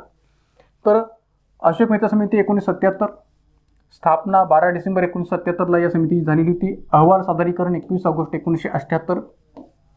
समितीतील जे काही सदस्य आहेत त्या समितीतील सदस्यांमध्ये कर्पुरी ठाकूर, प्रकाश सिंग बादल, M.G. रामचंद्रन, B. शिवरामन, मंगलदेव, कंवराव मोहम्मद अली खान, अण्णासाहेब शिंदे, M.S. नंबूद्रीपाद, सिद्धराज ढड्डा, S.K. डे, इक्बाल नारायण आणि वल्लभभाई पटेल. मित्रांनो एक लक्षात घ्या की हे वल्लभभाई पटेल म्हणजे सरदार वल्लभभाई पटेल नाही आहेत. तर बहुतांश विद्यार्थी मला या ठिकाणी जेव्हा मी या टॉपिकवर स्पष्टीकरण दिलेलं आहे तेव्हा पुन्हा विचारतात कमेंट्स करून की हे सर वल्लभभाई पटेल म्हणजे सरदार वल्लभभाई पटेल आहेत का. तर तसं नाही आहे. हे वल्लभभाई पटेल वेगळ्या अर्थाने असणारी व्यक्ती आहे. सरदार वल्लभभाई पटेल यांच्या अर्थाने ते नाही आहे. तर इथं हे संबंध सदस्य की जे या ठिकाणी अशोक मेहता समितीमधले सदस्य म्हणून ओळखले जातात. तर समितीचं अभ्यास क्षेत्र. आता मित्रांनो एक लक्षात घ्या की याही बाबतीत आयोगाने प्रश्न विचारत असताना काय विचारलेले आहेत की प्रत्येक समितीच्या स्थापनेमागचा हेतू काय होता, उद्देश काय होता. बलवंतराव मेहता समितीच्या स्थापनेमागचा हेतू काय होता किंवा अशोक मेहता समितीच्या स्थापनेमागचा हेतू काय होता, जी.व्ही.के. राव समितीच्या स्थापनेमागचा हेतू काय होता, वसंतराव नाईक समितीच्या स्थापनेमागचा हेतू काय होता, प्राचार्य पी.बी. पाटील समितीच्या स्थापनेमागचा हेतू काय होता, भोंगीरवार समितीच्या स्थापनेमागचा हेतू काय होता किंवा उद्देश काय होता. तर या सर्व अर्थाने या आधी आयोगाने प्रश्न विचारलेले आहेत. तर त्याबाबतची अनेक माहिती जी आहे ती आपण या ठिकाणी अभ्यासणं गरजेचं आहे. तर पंचायत राज संबंधीचा जो काही माझ्या ॲपच्या माध्यमातून चालणारा कोर्स आहे त्या कोर्समध्ये मी विस्तृत पद्धतीने सगळ्याच समित्यांच्या बाबतच्या शिफारशी आणि त्यांच्या अभ्यास क्षेत्राविषयीची किंवा त्यांच्या स्थापनेमागच्या हेतूविषयीची, उद्देशाविषयीची विस्तृत अशी माहिती जी काय आहे ती दिलेली आहे. त्यामुळे इथं मी हे सांगू शकतो की या ठिकाणी प्रत्येक समितीच्या स्थापनेमागचा हेतू किंवा उद्देश काय होता. जसं आता अशोक मेहता समितीच्या स्थापनेमागचा हेतू किंवा उद्देश किंवा त्यांचं अभ्यासक्षेत्र काय होतं तर देशातील लोकशाही विकेंद्रीकरणाची व पंचायत व्यवस्थेचे मूल्यमापन करणे, पंचायत राज व्यवस्थेतील उणिवा शोधून त्या उणिवा दूर करण्यासाठी उपाय सुचवणे, पंचायत संस्थांना पुरेसा पैसा उपलब्ध करून देण्यासाठी मार्ग सुचवणे. तर अशा विभिन्न हेतूंनी किंवा विभिन्न उद्देशांना समोर ठेवून या अशोक मेहता समितीची स्थापना 1977 मध्ये झालेली होती. जनता पार्टीच्या कालखंडामध्ये स्थापन झालेली ही समितीने आपल्याला स्पष्ट करता येईल. त्याचबरोबर आता या समितीच्या शिफारशींचा जर विचार केला तर जसं मी मागाशी म्हटल्याप्रमाणे की एक प्रकारे पंचायत व्यवस्था ही द्विस्तरीय असावी. बलवंतराव मेहता समितीने त्रिस्तरीय पंचायत व्यवस्थेचा विचार मांडलेला होता. मात्र अशोक मेहता समितीने ही जी काही पंचायत व्यवस्था आहे ती दुसरी असावी की ज्यात तालुका स्तरावर मंडळ पंचायत किंवा मंडळ समिती असावी आणि जिल्हा स्तरावर जिल्हा परिषद असावी. ज्या बलवंतराव मेहता समितीने आपल्या शिफारशीमध्ये पंचायत समिती या मधल्या स्तराला अधिकाधिक कार्यकारी अधिकार देऊ केले होते आणि पंचायत समिती या स्तराचं अधिकाधिक महत्त्वसुद्धा वाढवलेलं होतं अधिकारांच्या पातळीवर. पण तसं अशोक मेहता समितीने केलेलं पाहायला मिळत नाही. का तर आपण जर पाहिलं तर अशोक मेहता समितीच्या शिफारशीमध्ये काय म्हटलं आहे की जिल्हा हा लोकशाही विकेंद्रीकरणाचा पायाभूत घटक असावा आणि त्यावर राज्य शासनाची नियंत्रण असावे. म्हणजे त्यांनी बलवंतराव मेहता समितीप्रमाणे पंचायत समिती या घटकाला अधिकाधिक कार्यकारी अधिकार देऊ केले होते का? नाही आहे. तर त्यांनी जिल्हा या घटकाला अधिकाधिक महत्त्व दिलं आणि जिल्हा हा घटक पायाभूत लोकशाही विकेंद्रीकरणाचा पायाभूत घटक असावा आणि राज्य शासनावर त्याचे नियंत्रण असावे. त्याचबरोबर या ठिकाणी दुसरी व्यवस्थेला सहाय्यक म्हणून पंचायत समिती व ग्रामपंचायतीची स्थापना केली जावी. तर जी काही दुसरी व्यवस्था आहे कोणती, मंडळ पंचायत किंवा मंडळ समिती आणि जिल्हा परिषद यांना सहाय्यक म्हणून या दुसरी व्यवस्थेला सहाय्यक म्हणून पंचायत समिती आणि ग्रामपंचायती स्थापना केली जावी. मात्र पंचायत समित्या व ग्रामपंचायती काही काळपर्यंतच चालू ठेवाव्यात. या ज्या काही पंचायत समिती आणि ग्रामपंचायती आहेत त्या काही काळपर्यंतच चालू ठेवाव्यात, नंतर त्या अस्तित्वात ठेवू नयेत. म्हणून पंचायत समिती व ग्रामपंचायती काही काळपर्यंत चालू ठेवाव्यात. राज्य शासनाचा वाढता हस्तक्षेप टाळण्यासाठी पंचायत संस्थांना वैधानिक दर्जा देण्यात यावा. तर मित्रांनो लक्षात घ्या, याच्यावर सुद्धा आयोगाने बहुतांश वेळा प्रश्न विचारलेला आहे की भारतामध्ये स्थापन झालेल्या पंचायत व्यवस्थेच्या अभ्यासाकरता ज्या ज्या काही समित्या होत्या त्यामध्ये कोणत्या समितीने पंचायत संस्थांना वैधानिक दर्जा द्यावा अशी शिफारस केली होती, तर ती होती अशोक मेहता समिती. पण कधी प्रश्न आयोगाने असा विचारलेला आहे की भारतातल्या पंचायत संस्थांना घटनात्मक दर्जा किंवा घटनात्मक स्थान देण्यात यावं असं सर्वप्रथम कोणत्या समितीने सुचवलं होतं, तर ते सुचवलं होतं डॉक्टर LM सिंघवी समितीने. म्हणजे जो काही या ठिकाणी पर्याय अगोदर आपण या ठिकाणी या प्रश्नामध्ये पाहिला LM सिंघवी समितीचा, तर या डॉक्टर LM सिंघवी समितीने आपल्याकडे पंचायत संस्थांना घटनात्मक स्थान किंवा घटनात्मक दर्जा द्यावा असं शिफारस सुचवलेली होती. मात्र अशोक मेहता समितीने या पंचायत संस्थांना वैधानिक दर्जा द्यावा असं सुचवलेलं होतं. तर त्यामुळे या ठिकाणी दोघांच्या मतांमध्ये किंवा शिफारशीमध्ये फरक आहे हे तर आपण लक्षात घेण्याची गरज आहे. जिल्हा परिषदेत जनतेकडून निवडलेले जिल्ह्यातील सर्व पंचायत समित्यांचे सभापती, मोठ्या नगरपालिकांचे अध्यक्ष, महिला, अनुसूचित जाती जमाती आणि स्वीकृत सदस्य यांचा समावेश असावा अशी ही शिफारस अशोक मेहता समितीने जिल्हा परिषदेच्या रचनातून केलेली आहे. तर इथं मी सर्वच शिफारशी त्या अशोक मेहता समितीच्या रचनातून स्पष्ट करणार नाही आहे. ठराविक अशा महत्त्वाच्या किंवा प्रश्नाच्या अनुषंगाने असणाऱ्या शिफारशींना स्थान दिलेलं आहे. तर ज्या काही प्रत्येक समितीच्या शिफारशी आहेत त्या आपण योग्य पद्धतीने जर लक्षात ठेवल्या आणि विशेषतः तुलनात्मक दृष्टीने जर आपण त्याचा अभ्यास केला तर ते आपल्याला अधिक फायद्याचं ठरू शकेल. त्यानंतर पुढे जाण्याच्या आधी पुन्हा एक आपण छोटासा ब्रेक घेऊन आपल्या जो काही टॉपिक चालू आहे, ज्या टॉपिकवरची आपण या ठिकाणी IMP फॅक्ट्स पाहत आहोत, त्या IMP फॅक्टच्या अनुषंगाने असणाऱ्या महत्त्वपूर्ण असणाऱ्या आपल्या बॅचची माहिती घेऊया. तर आपल्या ॲपच्या माध्यमातून पंचायत राज आणि नागरी सुशासन ही स्पेशल बॅचसुद्धा आपल्या ॲपवर सध्या उपलब्ध आहे. फक्त 300 रुपयाच्या फीसमध्ये आपण या ठिकाणी ही बॅच जी काय आहे ती 70% डिस्काउंटसह प्राप्त करू शकता. यामध्ये एकूण 20+ व्हिडिओज प्लस नोट्स असणार आहेत. वॉच टाईम 3 पट आहे, व्हॅलिडिटी आहे 6 महिने. तर मित्रांनो या बॅचमध्ये आपल्याला या ठिकाणी ग्रामीण पंचायत संस्था, शहरी स्थानिक स्वराज्य संस्था, 73-84वी घटनावृत्ती, भारतातील आणि महाराष्ट्रातील स्थानिक स्वराज्य संस्थांचा विकास, मग तो या ठिकाणी ब्रिटिश काळापासून ते 2023 पर्यंत महाराष्ट्राच्या पातळीवर असणारे संबंध पंचायत संस्थांच्या बाबतचे विभिन्न बदल म्हणा किंवा निर्णय म्हणा यांचा लेटेस्ट आढावा या ठिकाणी या बॅचमध्ये आपला अभ्यास होऊ शकेल. एवढंच नव्हे तर पेसा कायदा 1996च्या संबंध तरतुदी आणि त्या अनुषंगाने असणारी संबंध माहिती आणि त्याचबरोबर या ठिकाणी जे काही ग्रामसभा असेल किंवा मुंबई ग्रामपंचायत अधिनियम 1958 असेल किंवा इतरही अनेक असे टॉपिक की जे या विषयाच्या अनुषंगाने किंवा घटकाच्या अनुषंगाने महत्त्वाचे आहेत त्यावरचं विस्तृत विश्लेषण आपल्याला फक्त 300 रुपयाच्या फीसमध्ये नोट्स आणि व्हिडिओसह प्राप्त करता येऊ शकेल. तर त्यामुळे ही बॅच पूर्व परीक्षा असो मुख्य परीक्षा असो दोन्ही एक्झामला उपयोगाची आहे. त्याचबरोबर पूर्व आणि मुख्य परीक्षेच्या अनुषंगाने असणारी उपयोगाची बॅच म्हणजे घटनावृत्ती आणि कलमे स्पेशल बॅच की जी सुद्धा आपल्याकडे आपल्या ॲपवर सुरू आहे फक्त 100 रुपयाच्या फीसमध्ये. घटनेतील महत्त्वाच्या घटनावृत्ती आणि कलमांचं विश्लेषण या बॅचमध्ये आपल्याला अभ्यास होऊ शकेल. घटनावृत्ती आणि कलमे यांच्या प्रश्नांचंही विश्लेषण आपल्या याच्यामध्ये अभ्यास होऊ शकेल. एकूण 10+ व्हिडिओज प्लस नोट्सच्या बेसिसवर असणारी ही बॅच आहे. वॉच टाईम 3 पट आहे आणि व्हॅलिडिटी आहे 3 महिने. तर या दोन्ही बॅचेस विषयीची कोणती एन्क्वायरी केली असेल तर या कॉन्टॅक्ट नंबर आपण एन्क्वायरी करू शकता. त्याचबरोबर आणखीन आपल्या जे काही 2 बॅचेस आहेत त्याही आपल्या ॲपवर सध्या सुरू आहेत. बेसिक फाउंडेशन बॅच म्हणून आपली राज्यव्यवस्थेची बेसिक फाउंडेशन बॅच सुद्धा सध्या ॲपवर सुरू आहे. 700 रुपयाच्या फीसमध्ये आपण आगामी संयुक्त गट ब गट क पूर्व परीक्षा 2024 असेल, राज्यसेवा पूर्व परीक्षा 2024 असेल किंवा कोणत्याही सरळ सेवेची जी काही परीक्षा आहे त्या दृष्टीने असणारी उपयुक्त अशी बॅच आहे. फक्त 700 रुपयाच्या फीसमध्ये 29 प्लस व्हिडिओज प्लस नोट्सच्या बेसिसवर असणारी ही बॅच आहे. वॉच टाईम 3 पट आहे, व्हॅलिडिटी 6 महिने. त्याचबरोबर आगामी डिसेंबरमध्ये होणारी जी काही डिपार्टमेंटल PSI पूर्व परीक्षेची बॅच आहे तर त्याही अनुषंगाने आपली राज्यव्यवस्थेची डिपार्टमेंटल PSI पूर्व परीक्षा बॅच सध्या ॲपवर सुरू आहे. तर 560 रुपयांच्या फीसमध्ये आपण ही बॅच प्राप्त करू शकता. आयोगाच्या अभ्यासक्रमानुसार याची मांडणी आहे. एकूण 25 plus videos plus notes, watch time 3 पट आणि व्हॅलिडिटी आहे 6 महिने. तर या दोन्ही बॅचेसवर असणारा जो काही डिस्काउंट, स्पेशल डिस्काउंट ऑफरचा जो काही कालावधी आहे तो 1 नोव्हेंबर ते 17 नोव्हेंबर 2023 या कालावधीमध्ये या दोन्ही बॅचेस जे काय ते या स्पेशल ऑफरमध्ये प्राप्त करू शकता किंवा स्पेशल किमतीमध्ये प्राप्त करू शकता. दोन्ही बॅचेसविषयीची कोणती इन्क्वायरी असेल तर या कॉन्टॅक्ट नंबरवर पण इन्क्वायरी करा. जाऊया पुढच्या प्रश्नाकडे. पंचायत समितीला आसाममध्ये डॅश म्हटले जाते. आंचलिक पंचायत, जनपद सभा, महाकमा परिषद आणि जिल्हा पंचायत. तर मित्रांनो, हाही एक प्रकारे टोटली फॅक्च्युअल बेसिसवरचा असणारा प्रश्न आहे. का तर जर का आपल्याला कोणत्या घटक राज्यामध्ये ग्रामपंचायतीला किंवा पंचायत समितीला किंवा जिल्हा परिषदेला कोणत्या नावाने संबोधलं जातं किंवा कोणत्या नावाने ओळखलं जातं याविषयीची सर्व अर्थाने माहिती असेल तरच आपण त्याचं उत्तर जे काय ते परफेक्ट लिहू शकतो किंवा योग्य पद्धतीने लिहू शकतो. आपल्याला माहीत असेल एम लक्ष्मीकांतच्या आपल्या संदर्भ ग्रंथामध्ये याबाबतची पूर्ण यादी जी काय आहे ती दिलेली आहे की एक प्रकारे या ठिकाणी कोणत्या घटक राज्यामध्ये या तिन्ही पंचायत संस्थांना कोणकोणत्या नावाने संबोधलं जातं किंवा कोणकोणत्या नावाने ओळखलं जातं. तर त्याच आधारावर विचारला गेलेला हा प्रश्न आहे. तर एक प्रकारे या ठिकाणी पंचायत समितीमधला आसाममध्ये आंचलिक पंचायत असंच म्हटलं जातं. आंचलिक पंचायत.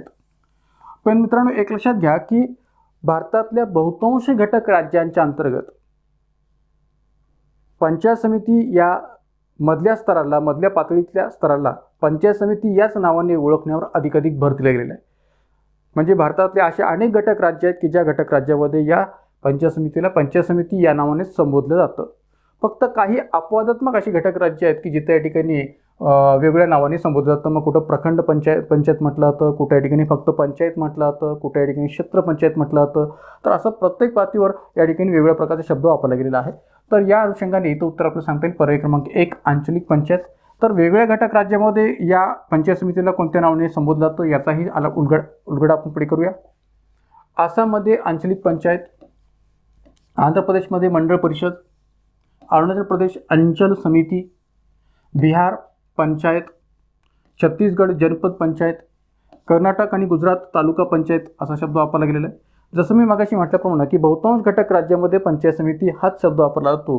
तर ती घटक राज्य कोणती? तर पश्चिम बंगाल, राजस्थान, पंजाब, महाराष्ट्र, झारखंड, हरियाणा, हिमाचल प्रदेश, ओडिशा, त्रिपुरा या संबंध घटक राज्यामध्ये पंचायत समितीला पंचायत समिती या नावाने संबोधलं जातं किंवा ओळखलं जातं. राहिला प्रश्न उत्तर प्रदेशचा, ते इथं क्षेत्र पंचायत असं म्हटलं जातं. उत्तरांचलमध्ये मध्यवर्ती पंचायत असं म्हटलं जातं आणि केरळमध्ये प्रखंड पंचायत असा शब्द वापरला जातो. तर त्यामुळे विभिन्न घटक राज्यांच्या पातळीवर या पंचायत समितीला कोणत्या नावाने संबोधलं जातं याची ही यादी आपण योग्य पद्धतीने लक्षात ठेवावी, कारण की हेही एक IMP फॅक्ट म्हणून येणारा भाग आहे. जाऊया पुढच्या प्रश्नाकडे. योग्य कथन किंवा कथने ओळखा. मिझोरम, मेघालय, नागालँड या राज्यांना 73वी घटनावस्ती लागू होत नाही आणि 73वी घटनावस्तीची अंमलबजावणी करणारे प्रथम राज्य मध्य प्रदेश आहे. फक्त फक्त ब, आणि ब दोन्हीही, आणि ब दोन्ही नाही. तर हाही टोटली फॅक्च्युअल प्रश्न आहे. संबंध 73व्या घटनावस्तीच्या प्रश्नातून आपल्याला जोडता येऊ शकतो. 1993 साली आपल्याकडे 73वी घटनावस्ती झालेली होती आणि त्या अनुषंगाने भारतातल्या काही घटक राज्यांना ही घटनावस्ती विचारात घेतली गेलेली नाही आहे किंवा लागू होत नाही. विशेषतः 5व्या परिशिष्टातील आणि 6व्या परिशिष्टातील असणाऱ्या अनुसूचित क्षेत्र आणि जनजाती क्षेत्रांना या ठिकाणी ही घटनावस्ती लागू होत नाही. तर त्या अनुषंगाने जर विचार केला तर एक प्रकारे मिझोरम, मेघालय, नागालँड या राज्यांना 73वी घटनावस्ती लागू होत नाही हे विधान योग्य आहे. एवढंच नव्हे तर मणिपूर क्षेत्रासारख्या क्षेत्रातील पहाडी क्षेत्रांना किंवा दार्जिलिंग सारख्या पहाडी क्षेत्रांना सुद्धा ही घटनावस्ती लागू होत नाही. तर त्यामुळे या ठिकाणी विधान बरोबर आहे. 73वी घटनावस्तीची अंमलबजावणी करणारे मध्य प्रदेश हे पहिले राज्य आहे किंवा प्रथम राज्य आहे. तर हेही या ठिकाणी बरोबर आहे. म्हणून दोन्ही विधाने बरोबर असल्यामुळे उत्तर आपल्याला सांगता येईल आणि ब दोन्ही. ही दोन्ही कथने योग्य आहेत. तर याही अनुषंगाने या ठिकाणी आणखीन एक पुढचा प्रश्न पहा, सेम तशाच प्रकारचा आहे, तर विचारला गेलेला आहे फक्त वेगळ्या पद्धतीने. प्रश्नांमधली विधानं तीच आहेत, फक्त थोडंसं चेंज केलेलं आहे की योग्य कथन आणि कथने ओळखा. 73व्या घटनासमितीची अंमलबजावणी करणारे महाराष्ट्र हे प्रथम राज्य ठरले. तर हे विधान चुकीचं आहे, कारण की मध्य प्रदेश हे 73वी घटनासमितीची अंमलबजावणी करणारं प्रथम राज्य आहे. त्यामुळे महाराष्ट्र असं म्हणणं चुकीचं आहे. आणि राहिला प्रश्न तोच विधानाचा की 73वी घटनासमितीमधून मिझोरम, मेघालय आणि नागालँडला सूट देण्यात आली आहे. तर हे बरोबर आहे. त्यामुळे पर्याय उत्तर काय सांगता येईल, तर इथं फक्त बी. भारतीय राज्यघटनेच्या कलम 243 चा जर आपण विचार केला तर 73वी घटनासमितीच्या पातळीवर सूट देण्यात आलेली जी काही घटक राज्य आहेत की ज्यामध्ये मिझोरम, मेघालय, नागालँड किंवा मणिपूरचा पहाडी प्रदेश किंवा एक प्रकारे दार्जिलिंगसारखा पहाडी प्रदेश यांचा संदर्भ आपल्याला स्पष्ट करता येतो. तर त्यामुळे कलम 243 मधली जी तरतूद आहे ती IMP फॅक्ट्सवर पाहणं आपल्याला गरजेचं आहे. तर एक लक्षात घ्या, 73वी घटनासमितीची अंमलबजावणी करणारे पहिले घटक राज्य मध्य प्रदेश आहे. आणि कलम 243 च्या तरतुदीचा विचार करता 73वी घटनासमितीच्या दृष्टीने जर विचार केला तर घटनेच्या कलम 244 नुसार ज्यांचा संबंध 5व्या परिशिष्टाशी आपल्याला जोडता येतो. तर एक प्रकारे कलम 244 नुसार असणाऱ्या अनुसूचित क्षेत्रांना आणि कलम 244 नुसार असणाऱ्या जनजातीय क्षेत्रांना 73वी घटनासमिती लागू होणार नाही. इथं 6व्या परिशिष्टाचा संबंध येतो. ही दुरुस्ती नागालँड, मेघालय, मिझोरम ही राज्ये आणि मणिपूर राज्यातील पहाडी क्षेत्र आणि पश्चिम बंगाल राज्यातील दार्जिलिंग जिल्ह्याच्या पहाडी क्षेत्रांना लागू होणार नाही. हेही इथं आपलं स्वीकारणं अपेक्षित आहे किंवा विचारात घेणं आवश्यक आहे. तर ह्या दृष्टीने असणारी जी काही IMP फॅक्ट्स आहेत ते आपण चांगल्या पद्धतीने लक्षात ठेवावेत. जाऊया पुढच्या प्रश्नाकडे. योग्य कथने ओळखा. बलवंतराव मेहता समितीची स्थापना जानेवारी 1957 मध्ये करण्यात आली होती. बलवंतराव मेहता हे मध्य प्रदेशचे माजी मुख्यमंत्री होते. ठाकूर फुलसिंग, BG राव, DP सिंग हे या समितीचे इतर सदस्य होते. भारतात सर्वप्रथम त्रिस्तरीय पंचराज व्यवस्थेचा स्वीकार राजस्थानने केला. पर्याय उत्तरे ABC, ABD, ACD, BCD.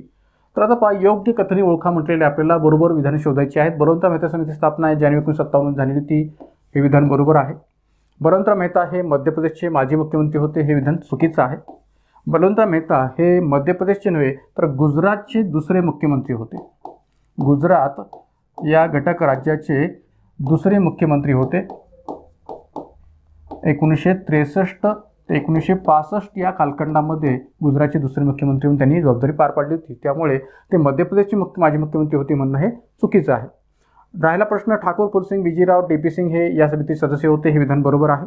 आणि भारतात सर्वप्रथम त्रिस्तरीय पंचराज व्यवस्थेचा स्वीकार राजस्थानने केला होता, हेही विधान बरोबर आहे. तर यामुळे उत्तर आपलं सांगता येईल ACD, पर्याय क्रमांक 3. तर याही प्रश्नाच्या अनुषंगाने जे काही IMP फॅक्ट्स आहेत त्याच्यावर आपण थोडक्यात प्रकाश टाकूया. तर आता पहा, बलवंतराव मेहता समिती स्थापना 1957 16 जानेवारी 1957 या समितीची स्थापना झाली होती. अहवाल सादर 24 नोव्हेंबर 1957. गुजरातचे दुसरे मुख्यमंत्री 1963 ते 65 या कालखंडामध्ये हे बलवंतराव मेहता होते. समितीतील सदस्यांमध्ये DP सिंग, BG राव, ठाकूर फुलसिंग. आणि समितीच्या स्थापनेचा हेतू किंवा समितीच्या स्थापनेचा उद्देश काय होता किंवा समितीचा अभ्यासक्षेत्र काय होतं, जसं मी मागाशी अशोक मेहता समितीच्या स्थापनेचा हेतू किंवा उद्देश स्पष्ट केलेला होता, तसंच बलवंतराव मेहता समितीच्या स्थापनेचा हेतू किंवा उद्देश आपल्याला सांगता येईल की सामुदायिक विकास कार्यक्रम व राष्ट्रीय विस्तार सेवा कार्यक्रम यांच्या प्रगतीचा अभ्यास करणे किंवा यांच्या प्रगतीचं मूल्यमापन करणे या हेतूने ही समिती स्थापन केली होती. जिल्हास्तरीय शासकीय यंत्रणेचा अभ्यास करणे आणि विकास कार्यक्रमातील जनतेच्या सहभागाचा अभ्यास करणे या विभिन्न हेतूने ही या ठिकाणी समिती स्थापन करण्यात आलेली होती. त्यामुळे हे संबंध घटक सुद्धा आपण IMP फॅक्ट बेसिसवर लक्षात ठेवणं गरजेचं आहे.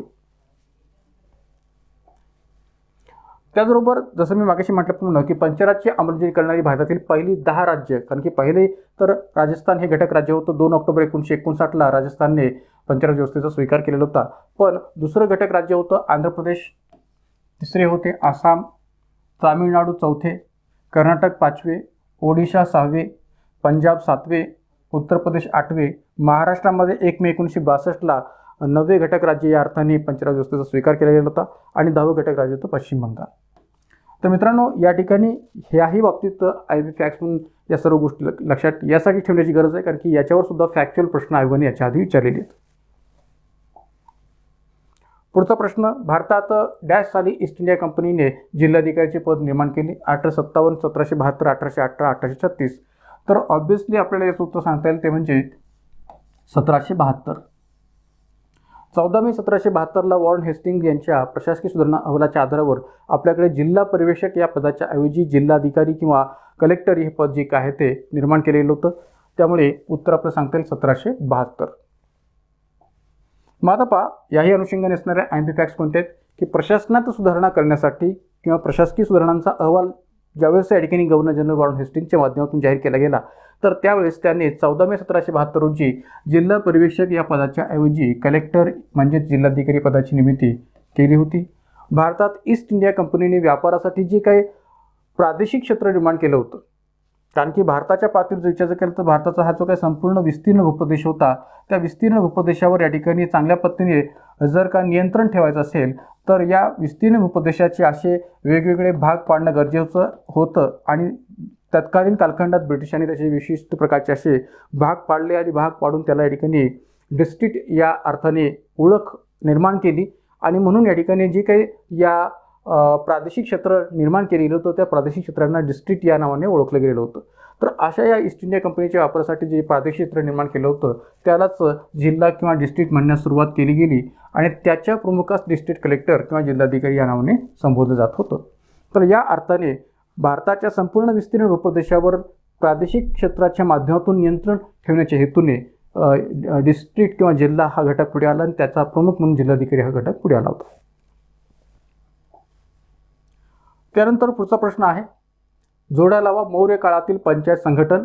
हाही प्रश्न टोटली फॅक्च्युअल प्रश्न आहे. पहा की एका बाजूला या सूचीमध्ये वेगवेगळ्या आकडेवारीचा संदर्भ दिलेला आहे आणि दुसरीकडे या ठिकाणी या सूचीमध्ये वेगवेगळ्या नावांचा संदर्भ दिलेला आहे की 10 गावे, 200 गावे, 400 गावे, 500 कुटुंब, स्थानीय, दृणमुख, संग्रहण, ग्राम आणि खारवटिक. मौर्य काळातील पंचायत संघटन या दृष्टीने आपल्याला जोडी लावायची आहे. तर एक लक्षात घ्या की इथं 10 गावे याचा संदर्भ जो काय आहे तो या ठिकाणी संग्रहण या दृष्टीने जोडता येऊ शकेल. संग्रहण 10 गावे याला संग्रहण या नावाने संबोधलं जात होतं. त्यानंतर 200 गावे याचा संबंध या ठिकाणी खारवटिक या दृष्टीने सांगता येऊ शकेल मौर्यकालीन कालखंडाच्या दृष्टीने. त्यानंतर 400 गावे याचा संदर्भ द्रोणमुख या अर्थाने स्पष्ट करता येईल आणि 500 कुटुंब याचा संदर्भ जो काय आहे तो या ठिकाणी ग्राम या अर्थाने स्पष्ट करता येईल. तर एकंदरीत या ज्या काही मौर्य काळातील पंचायत संघटनेचा जर विचार केला तर या ठिकाणी याचं उत्तर आपलं सांगता येईल ते म्हणजे पर्याय क्रमांक 3 मध्ये. तर मौर्य काळातील पंचायत संघटनेला 10 गावांच्या पातळीवर कोणत्या अर्थाने, 200 गावांच्या पातळीवर कोणत्या अर्थाने, 400 गावांच्या पातळीवर कोणत्या अर्थाने ओळखलं जातं आणि 500 कुटुंबाच्या पातळीवर ग्राम या अर्थाने कसं ओळखलं जातं याचा संदर्भ या पद्धतीने आपण स्पष्ट करता येईल. टोटली फॅक्च्युअल प्रश्न आहे. पण अशाच प्रकारची या ठिकाणी प्रश्न विचारण्याचा जो काही संदर्भ आहे तो याही आधी आयोगाने विचार घेतलेला आहे जिल्हा प्रशासनाच्या दृष्टीने सुद्धा, की जिल्हा प्रशासनाच्या पातळीवर सुद्धा मौर्य कालखंडात जिल्हा प्रशासनाला कोणत्या नावाने ओळखलं जात होतं, गुप्त कालखंडात कोणत्या नावाने ओळखलं जात होतं, मध्ययुगीन कालखंडात कोणत्या नावाने ओळखलं जात होतं, असेही प्रश्न आयोगाने विचारलेले आहेत. तर त्याही पातळीवरचे काही IMP फॅक्ट्स आपण इथे लक्षात ठेवण्याची गरज आहे. तर मग आता पहा, मौर्य कालखंडात जिल्हा प्रशासनाचं अहर असं संबोधलं जात होतं. अहरचा प्रशासकीय प्रमुख राजुका नावाचे पद होते. गुप्त कालखंडात जिल्हा प्रशासनास विषय या नावाने संबोधले जात होते. तर विषयाच्या प्रशासनाची जबाबदारी विष्पती या अधिकाऱ्यावर होती. मध्ययुगीन कालखंडामध्ये जिल्हा प्रशासनास सरकार या नावाने संबोधले जात होते आणि या सरकारच्या प्रशासनाची जबाबदारी फौजदार या प्रशासकीय अधिकाऱ्यावर सोपवलेली होती मध्ययुगीन कालखंडामध्ये. तर ह्या पण IMP फॅक्ट्स जिल्हा प्रशासनाच्या पातळीवरच्या वेळोवेळी आयोगाने विचारलेले आहेत वेगवेगळ्या एक्झाममध्ये. तर हे पण आपण इथं लक्षात ठेवण्याची गरज आहे. मित्रांनो, पुढे जाण्याच्या आधी पुन्हा एक छोटासा ब्रेक घेऊ आणि आपल्या ब्रेकच्या माध्यमातून आपल्या ॲपच्याद्वारे चालणाऱ्या 1 डे रिव्हिजन बॅचेसविषयी थोडक्यात माहिती घेऊया. तर आपली गट ब गट क पूर्व परीक्षा 1 डे रिव्हिजन बॅच असो किंवा राज्यसभा पूर्व परीक्षा 1 डे रिव्हिजन बॅच असो, या दोन्ही बॅचेस आपल्याला या ठिकाणी ॲपवर पाहायला मिळतील. तर या दोन्ही बॅचेसची जर आपण पाहणी केली तर आपलं असं लक्षात येईल की या ठिकाणी ज्यांना कुणाला या दोन्ही बॅचेसच्या माध्यमातून आपल्याला असणाऱ्या राज्यव्यवस्था घटकाची जर उजळणी करायची असेल किंवा रिव्हिजन करायची असेल तर फक्त 200 रुपयाच्या फीसमध्ये आपण एक प्रकारे राज्यसेवा पूर्व परीक्षा किंवा गट ब गट क पूर्व परीक्षा या दोन्ही पातळीवरच्या असणाऱ्या बॅचेसचा विचार जो काय तो 200 रुपयाच्या या फीसमध्ये करू शकता. एकूण 10+ तासांचा कालावधी आहे. वॉच टाईम 3 पट आहे. व्हॅलिडिटी 1 महिना आहे. याही बॅचचं स्वरूप तसंच आहे. तर या ठिकाणी फक्त 200 रुपयाच्या फीसमध्ये आपण ह्या दोन्ही बॅचेस चा विचार जो आहे तो करू शकता. स्पेशल ऑफर अंतर्गत या ठिकाणी 1 नोव्हेंबर ते 17 नोव्हेंबर या कालावधीमध्ये या बॅचेस आपल्याला या अल्प दरामध्ये उपलब्ध आहेत. याविषयीची कोणतीही या ठिकाणी इन्क्वायरी करायची असेल तर या कॉन्टॅक्ट नंबरवर आपण इन्क्वायरी करू शकता. त्याचबरोबर या ठिकाणी आपली गट ब गट क मुख्य परीक्षा रिव्हिजन बॅचसुद्धा आपल्या ॲपवर सध्या सुरू आहे. तर फक्त 280 रुपयाच्या फीसमध्ये 60% डिस्काउंटसह फक्त 280 रुपयाच्या फीसमध्ये हे बॅच आपण प्राप्त करू शकता. एकूण 20+ तास प्लस प्रश्न विश्लेषण नोट्सच्या बेसिसवर जे काही प्रश्न विश्लेषण नोट्स आहेत याच्यामध्ये सुद्धा आपल्याला त्या प्राप्त करता येतील. वॉच टाईम 3 पट आहे. व्हॅलिडिटी आहे 1 महिना. तर फक्त 280 रुपयांच्या फीसमध्ये आपण या ठिकाणी ही बॅच जी काय ती प्राप्त करू शकता. आणि आगामी 5 नोव्हेंबरच्या गट ब च्या जे काही 2023ची एक्झाम आहे त्या दृष्टीने किंवा 17 डिसेंबर 2023ची जी काही गट क ची एक्झाम आहे त्या दृष्टीने सुद्धा ही बॅच रिव्हिजन पातळीवर आपलं उपयोगाची आहे गट ब गट क मुख्य परीक्षेच्या दृष्टीने. त्याचबरोबर one day revision batch departmental PSI पूर्व परीक्षा जी काही डिसेंबरमध्ये होणार आहे तर त्या दृष्टीने सुद्धा ही वन डे रिव्हिजन बॅच आपली उपयोगाची आहे. फक्त 200 रुपयाच्या फीसमध्ये आपण ही बॅच प्राप्त करू शकता. एकूण 10+ तासचा कालावधी, वॉच टाईम 3 पट आणि व्हॅलिडिटी आहे 2 महिने. दोन्ही बॅचेसविषयीची कोणतीही एन्क्वायरी करायची असेल तर या कॉन्टॅक्ट नंबर आपण करू शकता. जाऊया पुढच्या प्रश्नाकडे. ग्रामीण स्थानिक स्वराज्य संस्था किंवा पंचायती खालीलपैकी कोणत्या बाबींशी संबंधित आर्थिक विकासाच्या व सामाजिक न्यायाच्या योजना राबवू शकत नाहीत म्हटलेलं आहे. नाहीत. मग आता पहा या ठिकाणी ग्रामीण स्थानिक स्वराज्य संस्था म्हणजे टोटली ज्या काही ग्रामपंचायत, पंचायत समिती किंवा जिल्हा परिषद या अर्थाने असणाऱ्या पंचायत संस्था आहेत त्यांचाच संदर्भित आपल्याला विचार घ्यायचा आहे. शहरी या अर्थाने नाही. तर ग्रामीण स्थानिक स्वराज्य संस्था पंचायती खालीलपैकी कोणत्या बाबींशी संबंधित आर्थिक विकासाच्या आणि सामाजिक न्यायाच्या योजना राबवू शकत नाहीत. मित्रांनो, तर एक लक्षात घ्या की वरवर पाहिला तर आपल्याला हा प्रश्न थोडासा अवघड वाटणं साहजिक आहे. पण बहुतांश विद्यार्थ्यांना यातलं या ठिकाणी एक गोष्ट माहितीच नसावी की याचा संबंध नेमकं भारतीय राज्यघटनेच्या पातळीवर कुठं आपल्याला प्रस्थापित करता येतो किंवा कुठं जोडता येतो. पर्याय जर आपण पाहिले तर या ठिकाणी काय म्हटलं आहे, मत्स्य व्यवसाय, जळण आणि चारा, पिण्याचे पाणी, खादी. आणि विचारलंय काय की खालीलपैकी कोणत्या बाबीशी संबंधित आर्थिक विकासाच्या आणि सामाजिक न्यायाच्या योजना राबवू शकत नाहीत कोणत्या ग्रामीण स्थानिक स्वराज्य संस्था. आणि पर्याय उत्तर दिलेत A आणि B. वरीलपैकी कोणतीही नाही, फक्त C, फक्त D. आता एकंदरीत या वरच्या पर्यायांकडे जर पाहिलं तर आपल्याला वाटणं साहजिक आहे एक प्रकारे या ठिकाणी याच्यात त्याचा बहुतांश सामाजिक आणि आर्थिक विकासाच्या पातळीवर आणि न्यायाच्या योजना ग्रामपंचायतीच्या माध्यमातून किंवा पंचायत समिती, जिल्हा परिषदेच्या माध्यमातून विचारात घेतल्या जातात. तर मग इथं या ठिकाणी नाहीच असा जो उल्लेख केलेला आहे तो योग्य आहे का हा प्रश्न पण साहजिक आहे. तर मित्रांनो, एक लक्षात घ्या की याबाबतचा प्रश्न हा काही पहिल्यांदा विचारला गेलेला आहे अशातला भाग नाही आहे. याच्या आधीसुद्धा याबाबतचे प्रश्न विचारलेले आहेत, पण विचारण्याची पद्धत मात्र इथं वेगळी आहे. याच्या आधी हा प्रश्न कसा विचारत होता की भारतीय राज्यघटनेच्या 11व्या परिशिष्टातील जे काही 29 विषय आहेत त्या 29 विषयांपैकी कोणते विषय या पर्यायामधले नाही आहेत किंवा आहेत. मग आपल्याकडे 73व्या घटनानुसार जी काय 11वं परिशिष्ट निर्माण केलं गेलेलं आहे तर या 11व्या परिशिष्टामध्ये किती विषयांची यादी स्पष्ट केलेली आहे? 29 विषयांची यादी स्पष्ट केलेली आहे. तर या 29 विषयांची यादीसुद्धा आपण तयार ठेवली पाहिजे. जसं आपण संघसूची, राज्यसूची, समवर्ती सूचीमधल्या संबंध विषयांचा अभ्यास करतो किंवा त्यातले महत्त्वाचे विषयसुद्धा आपण या ठिकाणी विचारात घेतो किंवा लक्षात ठेवतो कारण की त्याच्यावर अनेक वेळा प्रश्न विचारले जातात म्हणून. तसंच आपल्याला 73व्या घटनासूची योजनेतून असणारी 11व्या परिशिष्टातील 29 विषयांची यादी असो किंवा 74व्या घटनासूची योजनेतून असणारी शहरी स्थानिक स्वराज्य संस्थांची 12व्या परिशिष्टातील 18 विषयांची यादी असो तर ह्या 29 आणि 74व्या घटनासूची योजनेतून असणाऱ्या 12व्या परिशिष्टातील 18 विषयांची यादीसुद्धा अभ्यासली पाहिजे किंवा ती लक्षात ठेवता आली पाहिजे. कारण की हाही प्रश्न त्याच 11व्या परिशिष्टातील 29 विषयांच्या यादीच्या अनुषंगाने विचारला गेलेला आहे. या प्रश्नामध्ये जे काही हे सगळे पर्याय दिलेले आहेत त्या पर्यायांचा संबंध या 29 विषयांच्या यादीमधील विषय क्रमांक 5, 9, 11 आणि 12शी आहे.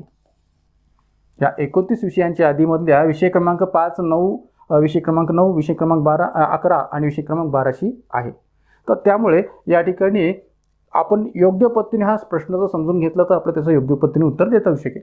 प्रश्न काय म्हटलेला आहे की ग्रामीण स्थानिक स्वराज्य संस्था किंवा पंचायती खालीलपैकी कोणत्या बाबीशी संबंधित आर्थिक विकासाच्या आणि सामाजिक न्यायाच्या योजना राबवू शकत नाहीत. म्हणजे तिन्ही पंचायत संस्था यापैकी कोणत्या योजना राबवू शकत नाहीत की ज्यांचा संबंध आर्थिक विकास आणि सामाजिक न्यायाच्या योजनेच्या रचनातून आहे. तर मत्स्य व्यवसाय, जळण आणि चारा, पिण्याचे पाणी, खादी. पर्याय उत्तरे ए आणि बी वरीलपैकी कोणतीही नाही, फक्त सी आणि फक्त डी. तर उत्तर आहे वरीलपैकी कोणतेही नाही. मग तर वरीलपैकी कोणतेही नाही याचा अर्थ काय होतो, तर या सर्वच विषयांच्या अनुषंगाने आर्थिक विकासाच्या व सामाजिक न्यायाच्या योजना या पंचायत संस्था राबवू शकतात. का राबवू शकतात, कारण की या सर्वच पर्यायांचा किंवा पर्यायातील असणाऱ्या विषयांचा उल्लेख या 29 विषयांच्या यादीमध्ये केला गेलेला आहे की पंचायत संस्थांच्या अधिकार व जबाबदारी या सदराखाली 11व्या परिशिष्टामध्ये जी काही 29 विषय दिलेले आहेत त्या 29 विषयांच्या यादीमध्ये या सर्वच पर्यायांचा उल्लेख केला गेलेला आहे. आणि म्हणून या सर्वच पर्यायाच्या अनुषंगाने या पंचायत संस्था आपली आर्थिक विकास व सामाजिक न्यायाच्या पातळीवर योजना म्हणून याला विचारात घेऊ शकतात किंवा राबवू शकतात. आणि म्हणून उत्तर आपलं सांगता येईल वरीलपैकी कोणतीही नाही, का तर सर्वच योजना त्या राबवू शकतात त्या पंचायत संस्था. तर इथं आपण पाहूया, जसं मी म्हटल्याप्रमाणे की 5, 9, 11, 12 या विषयांच्या अंतर्गत हे सर्व विषय पाहायला मिळतात. कशा पद्धतीने पाहूया. मग आता पहा,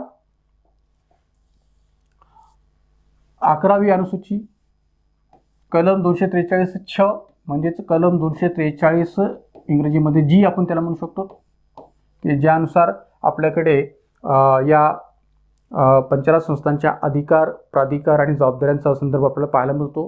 म्हणजे 11व्या अनुसूचीतील 29 विषयाचा संबंध कलम 243 जीशी जोडायला काही हरकत नाही 73व्या घटनास्थीमध्ये. तर मग आता इथं पहिला विषय आहे पहा, कृषी विस्तारासह जमीन सुधारणांची अंमलबजावणी, जमिनीचे एकत्रीकरण व मृदासंधारण, लहान पाटबंधारे, पाण्याची व्यवस्थापन, पाणलोट क्षेत्र विकास, पशुसंवर्धन, दुग्ध व्यवसाय, कुक्कुटपालन, मत्स्य व्यवसाय, मी जसं मगाशी म्हटलं 5वा विषय. त्यानंतर सामाजिक वनीकरण व क्षेत्र वनीकरण, गौण वन उत्पादन, लघुउद्योग, अन्न प्रक्रिया उद्योगासह. त्यानंतर 9वा विषय जो मगाशी मी म्हटला होता खादी. पहा, हा जो काही खादी विषय आहे की जो याच्यामध्ये 9व्या स्थानी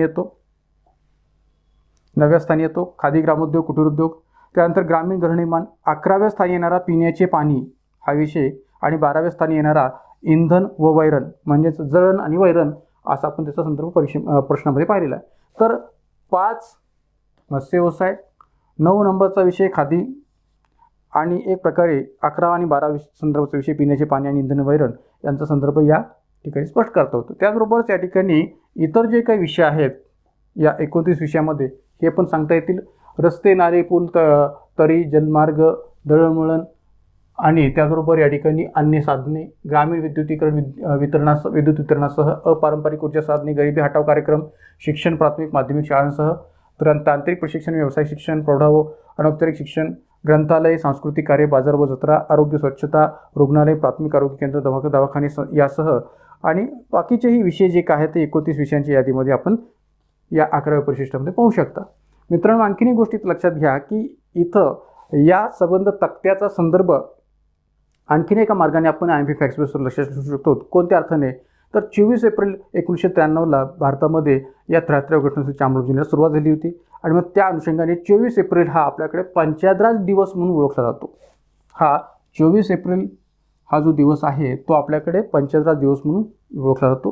तर त्यामुळे ही पण बाब आपण इथं लक्षात ठेवू शकता या तक्त्यात त्याच्या आधारावर.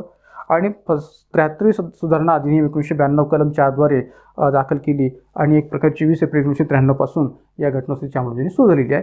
त्या अर्थाने 24 एप्रिल हा आपल्याकडे पंचायत दिवस म्हणून पाळला जातो.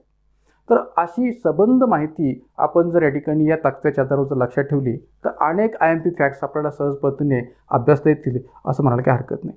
तर मित्रांनो, आजच्या या भागामध्ये आपण अशा या विभिन्न प्रकारच्या पंचायत संस्थांशी संबंधित असणाऱ्या वेगवेगळ्या प्रश्नांवर प्रकाश टाकलेला आहे. अशाच पद्धतीने आपण पुढच्याही अनेक भागामध्ये पंचायत व्यवस्थेला कंटिन्यू करणार आहोत. फक्त 2च भाग नव्हे तर अनेक भागामध्ये आपण पंचायत व्यवस्था आणि शहरी स्थानिक स्वराज्य संस्थांच्या प्रश्नांचा आणि IMP फॅक्ट्सचा विचार करणार आहोत. तर आजच्या या भागामध्ये इथं आपण थांबूयात. जाताना सर्वांना विनंती की आपल्या एक प्रकारे असणाऱ्या यूट्यूब चॅनलला अधिकाधिक संख्येने सबस्क्राईब करा, लाईक करा, शेअर करा. आणि त्याचबरोबर आपल्याकडे जी काही या ठिकाणी टेलिग्राम चॅनल आहे तर ते टेलिग्राम चॅनलसुद्धा आपण या ठिकाणी जॉईन व्हावं अशी माझी या ठिकाणी विनंती आहे की बहुतांश विद्यार्थी टेलिग्राम चॅनलला या ठिकाणी योग्य पद्धतीने प्रतिसाद देत नाहीत. तर त्यामुळे जे काही आपलं टेलिग्राम चॅनल आहे ते या अर्थाने आपण विचारात घेऊ शकता की @polity4u या अर्थाने आपण जर या ठिकाणी ते सर्च केलं तर आपल्याला निश्चितपणे आपलं टेलिग्राम चॅनलसुद्धा आपल्याला जॉईन करता येऊ शकेल. तर @polity4u या अर्थाने आपण सर्च करा आणि टेलिग्राम चॅनललासुद्धा आपण जॉईन व्हा आणि त्या माध्यमातून ही संबंध माहितीसुद्धा आपल्याला PDF स्वरूपात त्याच्यात उपलब्ध होऊ शकेल. तर आज आपण या ठिकाणी थांबूयात. धन्यवाद.